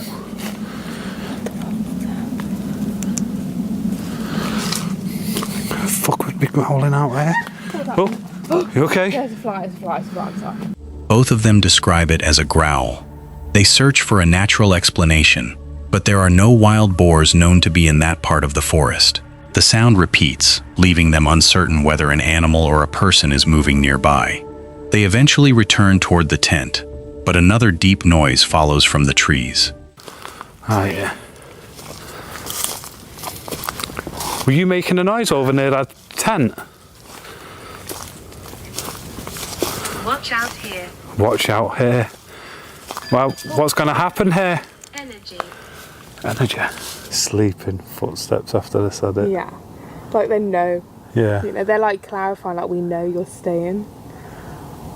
So.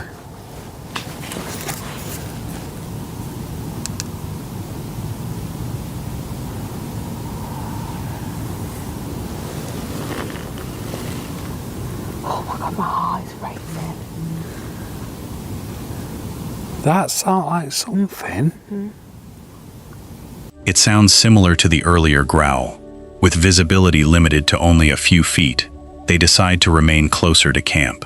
For extra security, they place several REM pods around the tent. The devices should alert them if anything approaches while they try to sleep.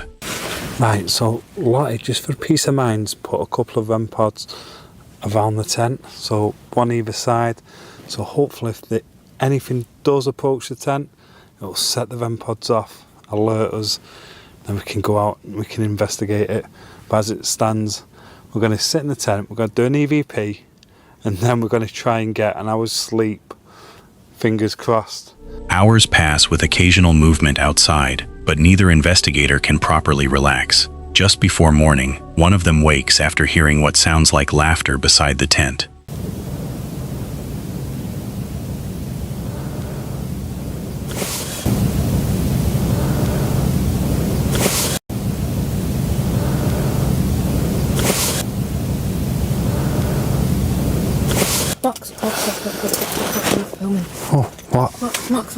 think I just heard someone laughing next to me. Someone laughing?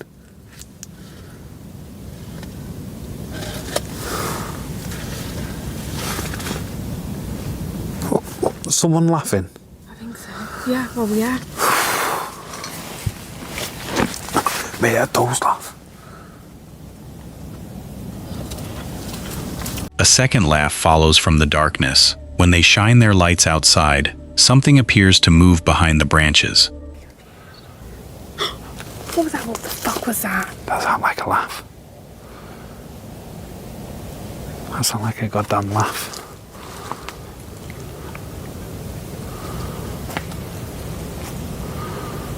It's not funny. Who's out there?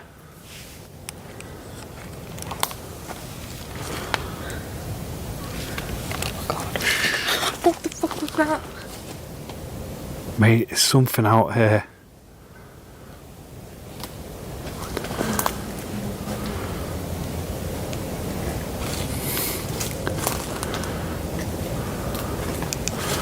Look out, mate.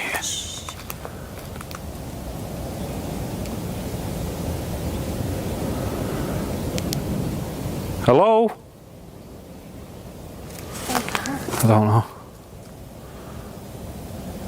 I'm scared. Should go get in the tent. Let's get in the tent. By 3:37 a.m., they feel surrounded, as though something has been circling the campsite throughout the night. With sunrise only minutes away, they stay awake and begin packing. Neither can identify what produced the growling, whistling, and laughter around their tent. Pasha Brill enters Romania's Hoia Baciu forest, a place often described as the Bermuda Triangle of Transylvania. Stories surrounding the forest include disappearances, strange lights, unexplained injuries, and electronic equipment suddenly failing. I am in the most mysterious forest in Europe. This forest is often called the Bermuda Triangle of Transylvania because, according to local legends, people have disappeared here without a trace. According to numerous rankings around the world, this forest is considered one of the scariest forests on Earth, and I still cannot believe that I am standing here right now. I'm going to spend 24 hours here and show you what happens in this forest during the day and at night. Pasha plans to remain there through the night while placing motion-activated cameras in several supposedly abnormal areas.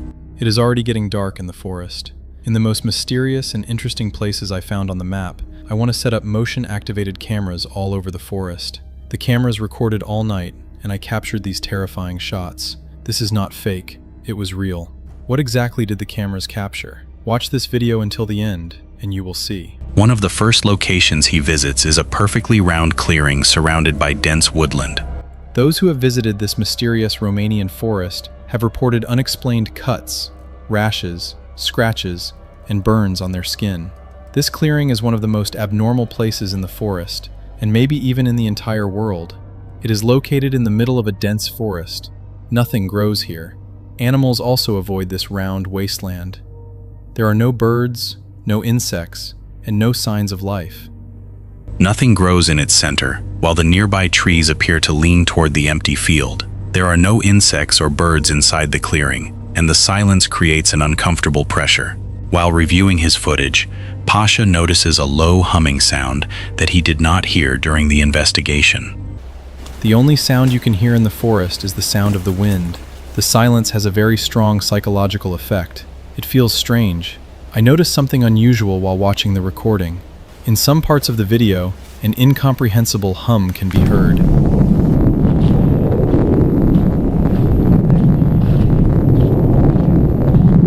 It was as if the forest itself was making a terrifying sound, and only the camera was able to capture it. I could not hear it in person. The silence in the forest was dead. The video equipment was working properly. Everything was new. The hum sounds like an airplane flying very low, but planes do not fly over this forest. So what is that sound? The noise resembles an aircraft passing overhead, yet the sky above the forest appeared empty. As darkness arrives, he installs cameras near the clearing. I placed camera traps in the most abnormal parts of the forest, hoping to film something unusual. One camera is located opposite the anomalous clearing in the middle of the forest. Another one is placed on the strange high hills. The third camera is pointed at the strangely shaped trees. The distorted trees, and several raised areas inside the forest. The cameras record throughout the night. One captures a deer passing the twisted trees, despite Pasha seeing almost no wildlife during his visit. Another records a branch falling near the clearing. After recording all night, I got this footage.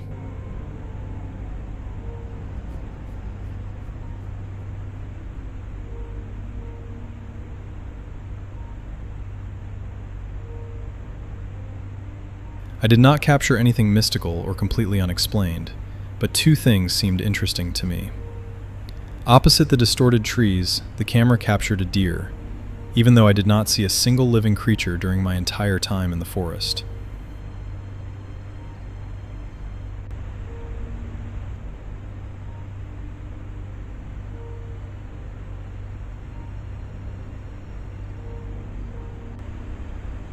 On the second camera, near the anomalous clearing, a branch fell from the top of a tree. It was probably a normal event, but in that atmosphere, it felt creepy. Do you know what the strangest thing is? Once again, there were problems with electronic devices. Some of the cameras had interference, while another camera, exactly the same model, worked perfectly.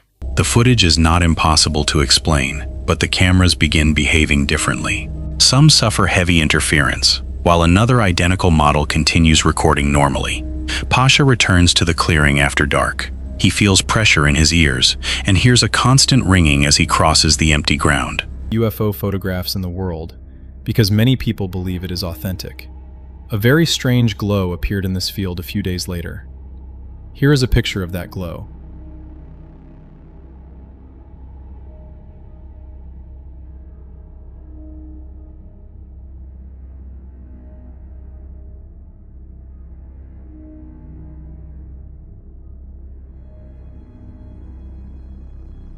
The location is also connected to a famous photograph taken in 1968, which allegedly shows a UFO above the field. Then a thin layer of mist begins forming inside the clearing. Things are really strange. Outside this field, there is no mist. Nothing like this. But inside the clearing, there is some kind of smoke. I hope it is clearly visible on camera. The surrounding forest remains clear, yet the smoke-like haze stays concentrated over the area where nothing grows. Pasha cannot determine where it came from, leaving the clearing as the strangest part of his night inside the forest. Grizzly Gaz returns to a woodland where several unsettling incidents have happened during his previous camps. We're back in the woods where lots of stuff has happened to me in the past. I've had creepy blokes sneaking up on me in the night. People pushing my tent down on top of me. Strange noises in the night.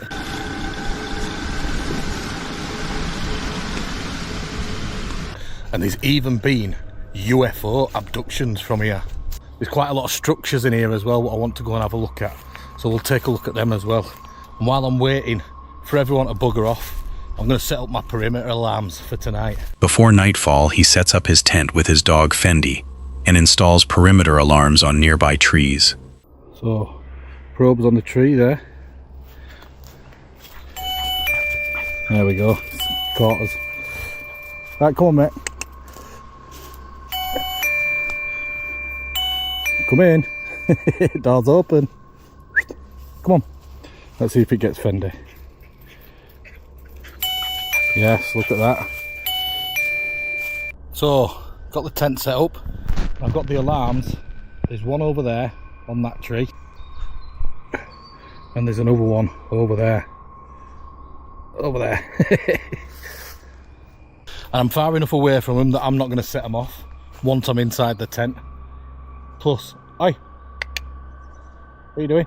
The alarms are intended to warn him if a person or animal enters the campsite while he is sleeping. Close to midnight, Gaz leaves the tent and walks deeper into the woods. As he searches for several structures he noticed earlier, a small light appears between the trees. Moon's out, look. A little crescent moon. Stars are out and all. Don't know if you'll be able to see them. Right, so you're going to have to tell me if you see any, like, eye shiner out behind me, running up on me. Don't want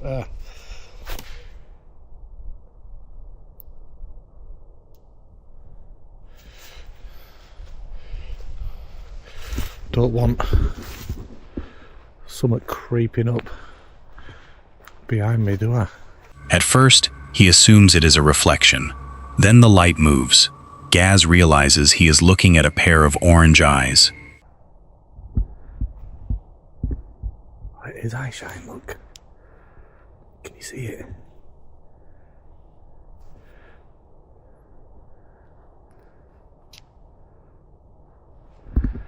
What is that? Look at it. Can you see that?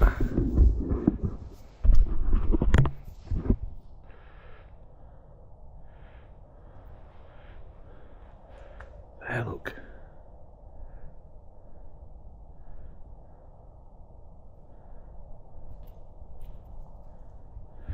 It's orange eye shine. Looks fairly big.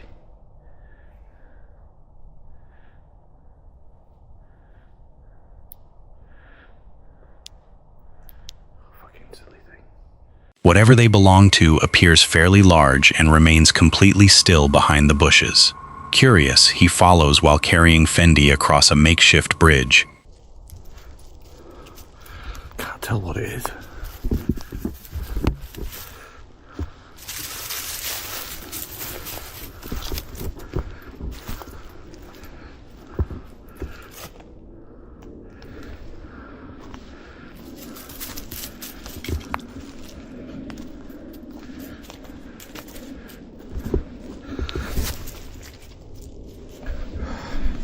Come on, I'm dying to know what this is now. Come here. Up and over, there we go. It's there, look. It's like it's circling me.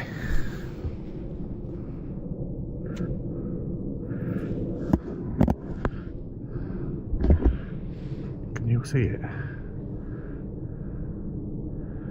The eyes move again, keeping a similar distance from him. Rather than running away, the animal seems to circle through the forest and continue watching.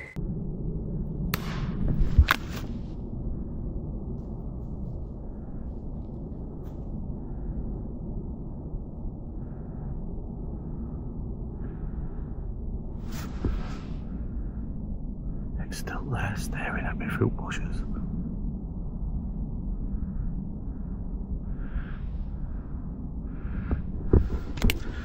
Come on.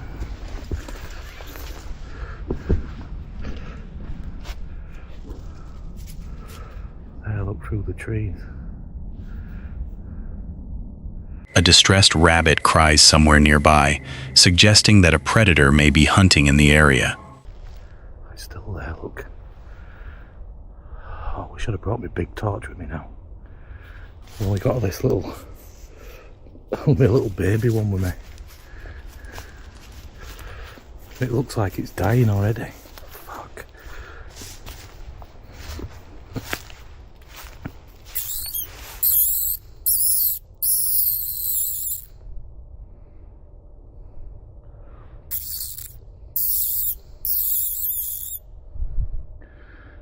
If you don't know, that's what the sound of a rabbit sounds like when it's getting eaten. There it is, it's still there, look, staring at me.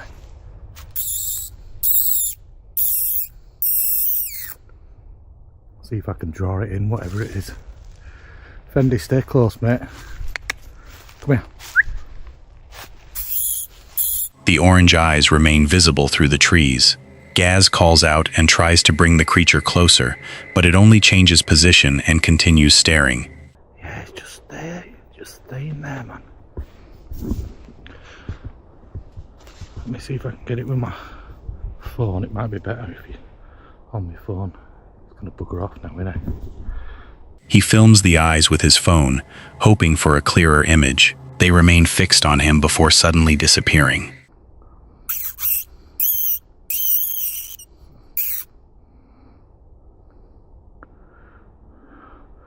Can't tell what it is though.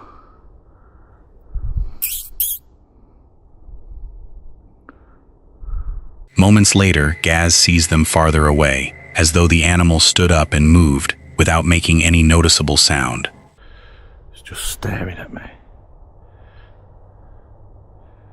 What is that?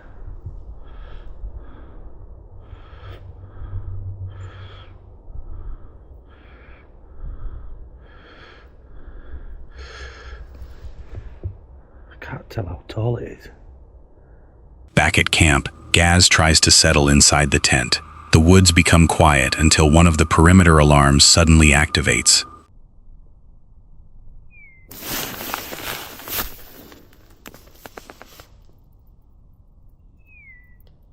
Hi.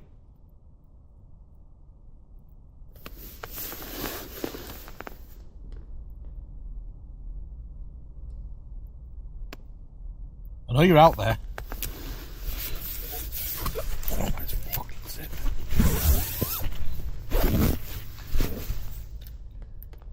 He steps outside and calls into the darkness, letting whatever is nearby know that he has heard it. After checking both alarms, Gaz hears another sound near the trees. This time it resembles a man quietly mumbling. Let's just make sure his perimeter alarms work before I go to bed.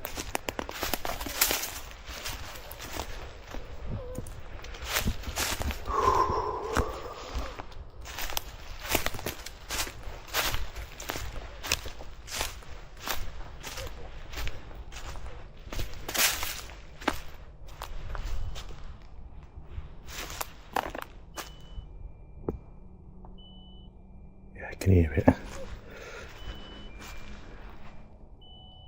Bing bong, bing bong. Let's go check the other one.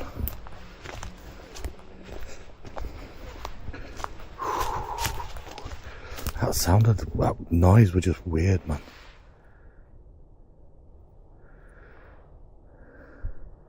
Sounded like a bloke mumbling or something.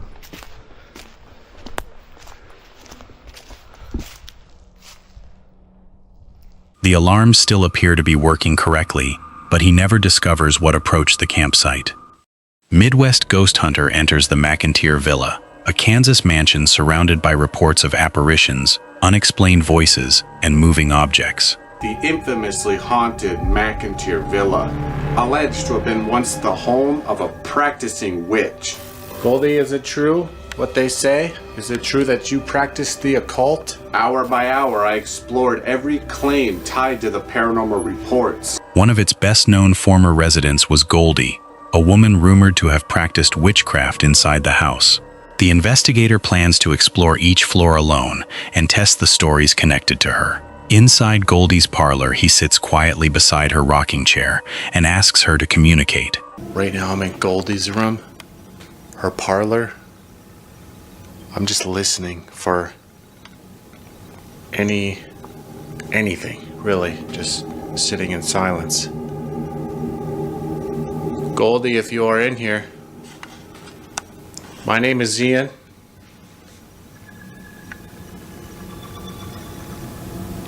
I just come to talk to you and speak to you. If you are anywhere in this room, could you let me know somehow? A faint female whisper appears to come from the other side of the room. When he asks whether she practiced the occult, Are you there right now?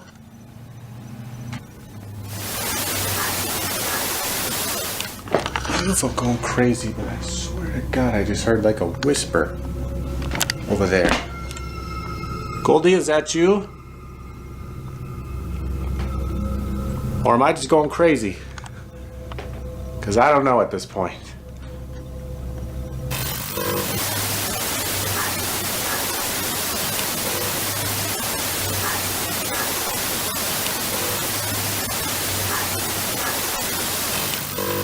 It came from over there. It came from the chair.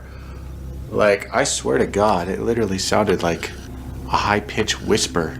Like someone just talking. I don't know what they would have been saying, but... Goldie, is it true what they say? the whisper seems to return from the same direction.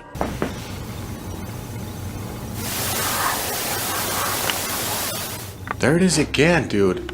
I keep hearing like a female whispering over there. Are you speaking to me, Goldie? I sure hope I'm catching that. If you are, thank you. That's exactly why I'm here.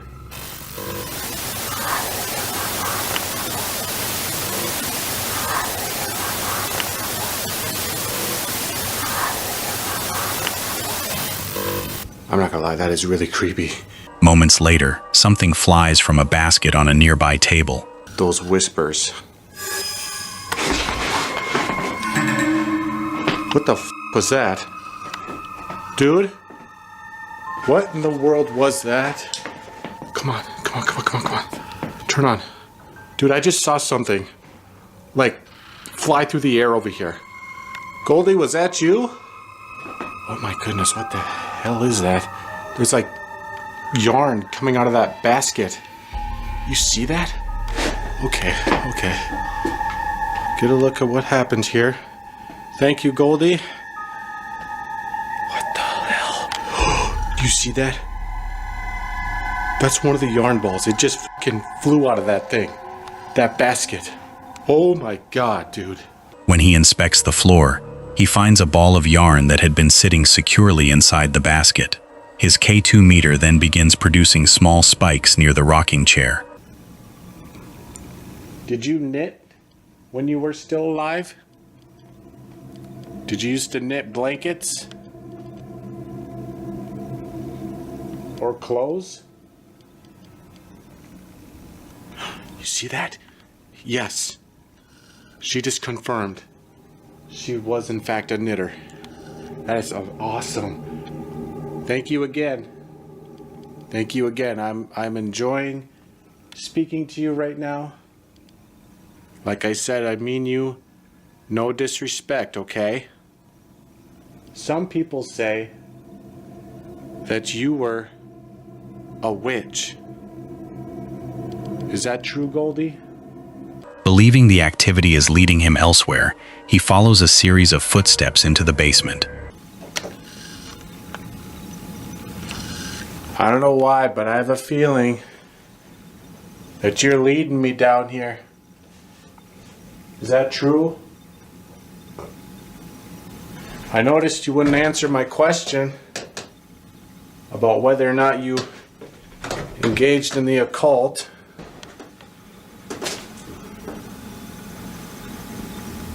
Noises begin shifting between different rooms. As he enters one of them, the door suddenly closes behind him. All around this basement, in different rooms. First, it came from either this room or somewhere over there, but I for sure heard a noise over there.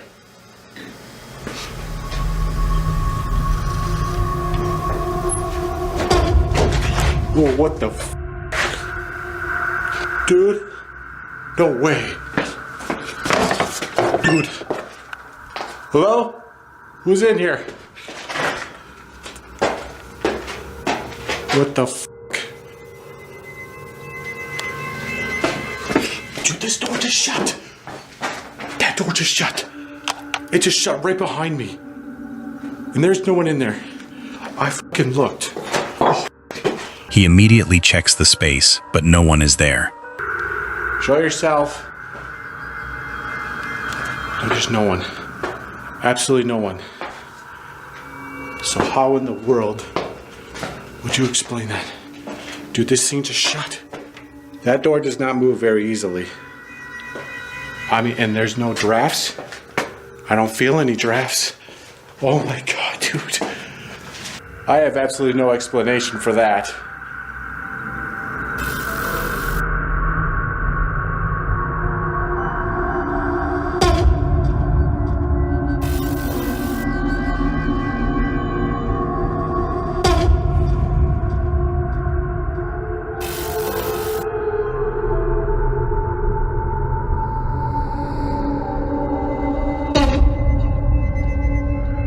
He continues photographing the basement and asks whoever moved the door to appear. Looking into a dark room ahead, he suddenly sees what he describes as a full human figure. Ooh, what the fuck? Holy fucking shit, dude. There's somebody in there. I need to get out of here, dude. I just swear to God, I just fucking seen a full-on figure. Come on, come on, come on, come on. Work. Fucking flashlight, dude. Work already. Who's there? Okay, okay. Whoever's back there, just show yourself. Alright? I'm not playing around. Oh my God.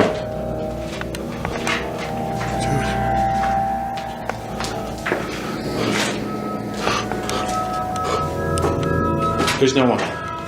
There's no one here. By the time he raises his light, the room is empty.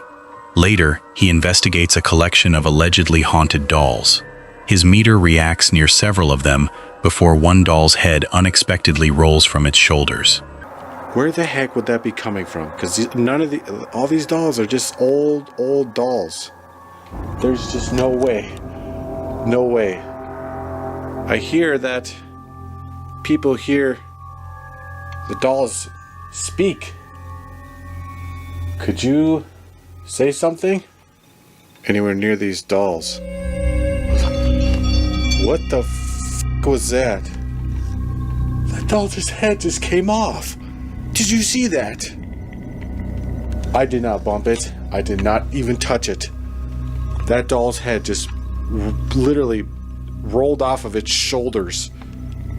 Oh my God. What the f*** just happened? That's one of the dolls. That's possessed. That doll is definitely possessed. He insists that he never touched it. The final session takes place beside a doll named Esmeralda.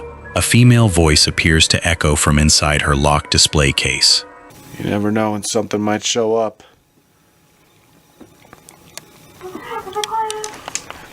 What? Did you hear that? What the f***? That was a clear voice. I heard that echo inside of that case. That literally sounded like a female. Esmeralda, did you just speak? Did you speak from inside that case? It's like she's really trapped in there. Dude, like you could hear it. Literally coming from inside of there. Seconds later, several taps strike the glass, leaving him with the impression that something inside wants to be released. Use your power. Show me what you can do. Dude. She just tapped on the glass. Okay, okay. She just tapped on the glass now. I feel like she's trying to get out. Are you trying to get out? Oh my God. Okay, just stay calm, just stay calm. She like, just boom, boom, boom, boom, boom, boom, boom, boom. Boom, boom, boom, try to get out of there. Oh my goodness. Black Mass Paranormal returns to a protected forest near the meeting point of two rivers in East Tennessee. The surrounding area has produced several reports of dogman sightings, and Brian has previously captured unusual thermal footage along its remote trails. This time, he walks into the forest hoping to find physical evidence. As he moves deeper into the preserve, Brian reaches the same trail where he previously experienced a sudden feeling of being watched. So this is where the Tennessee River and French Broad. God damn it, I can't remember which ones merge here.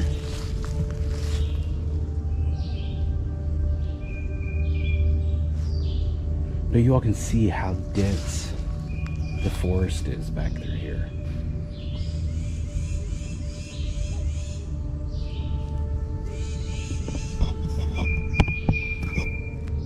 Sorry. I'll try to be a little bit more stable in my movement here.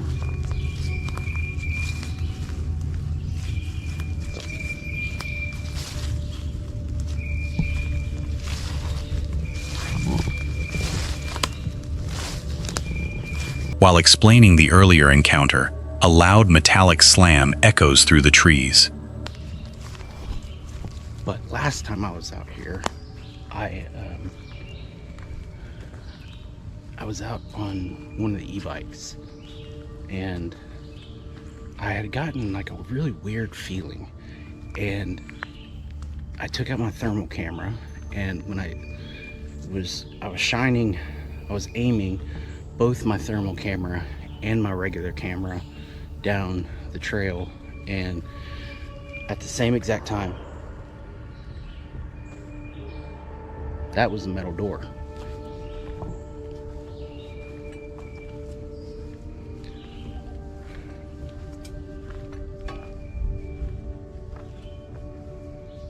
I think that was the clearest metal door slam that I've ever captured. It sounds exactly like a heavy door closing, but there are no visible buildings nearby. Brian continues toward the direction of the sound. The path appears empty and rarely used. Then, as he steps down the trail, he sees something quickly duck behind the vegetation. I didn't even bring a fucking... Whoa.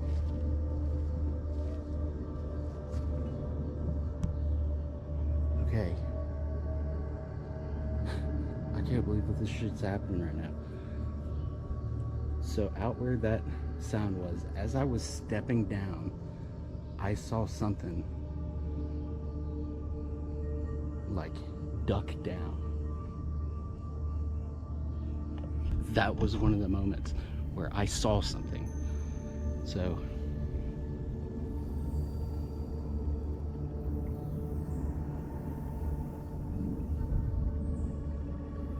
and what Harley captured out here, and what I captured out here, and I know Harley really well. I know that image that he has was not doctored in any way. He would never do anything like that.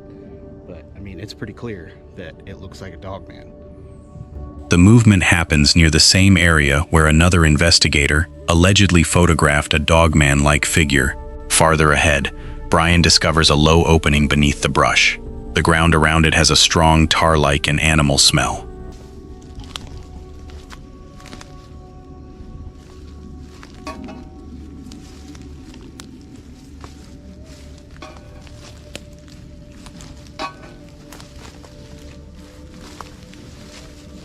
Okay.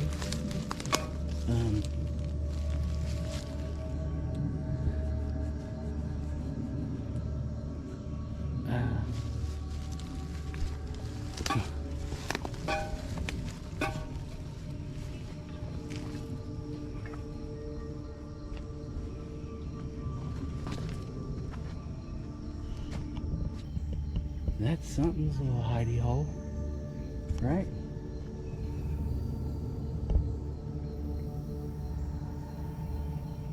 Like, what?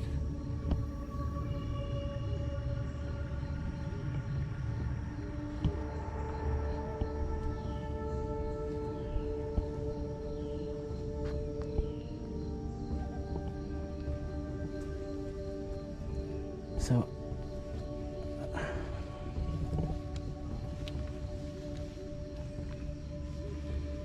stuff like this, I almost don't even want to touch because of the bad juju. Flies gather near the entrance, while the surrounding vegetation appears rubbed down by something repeatedly passing through. He examines the opening but avoids reaching inside. Another strange smell drifts through the area, followed by movement at his feet. There's another weird smell.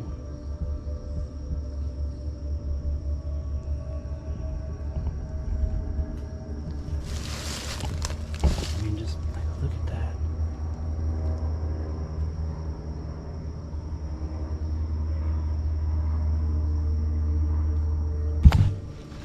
Okay. So, I hate it when I do that. I always start my next frame as... I think something just kind of struck at me. Hold on. I don't want to panic.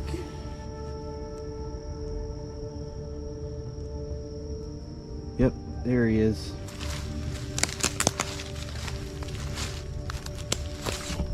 Yep, there it is.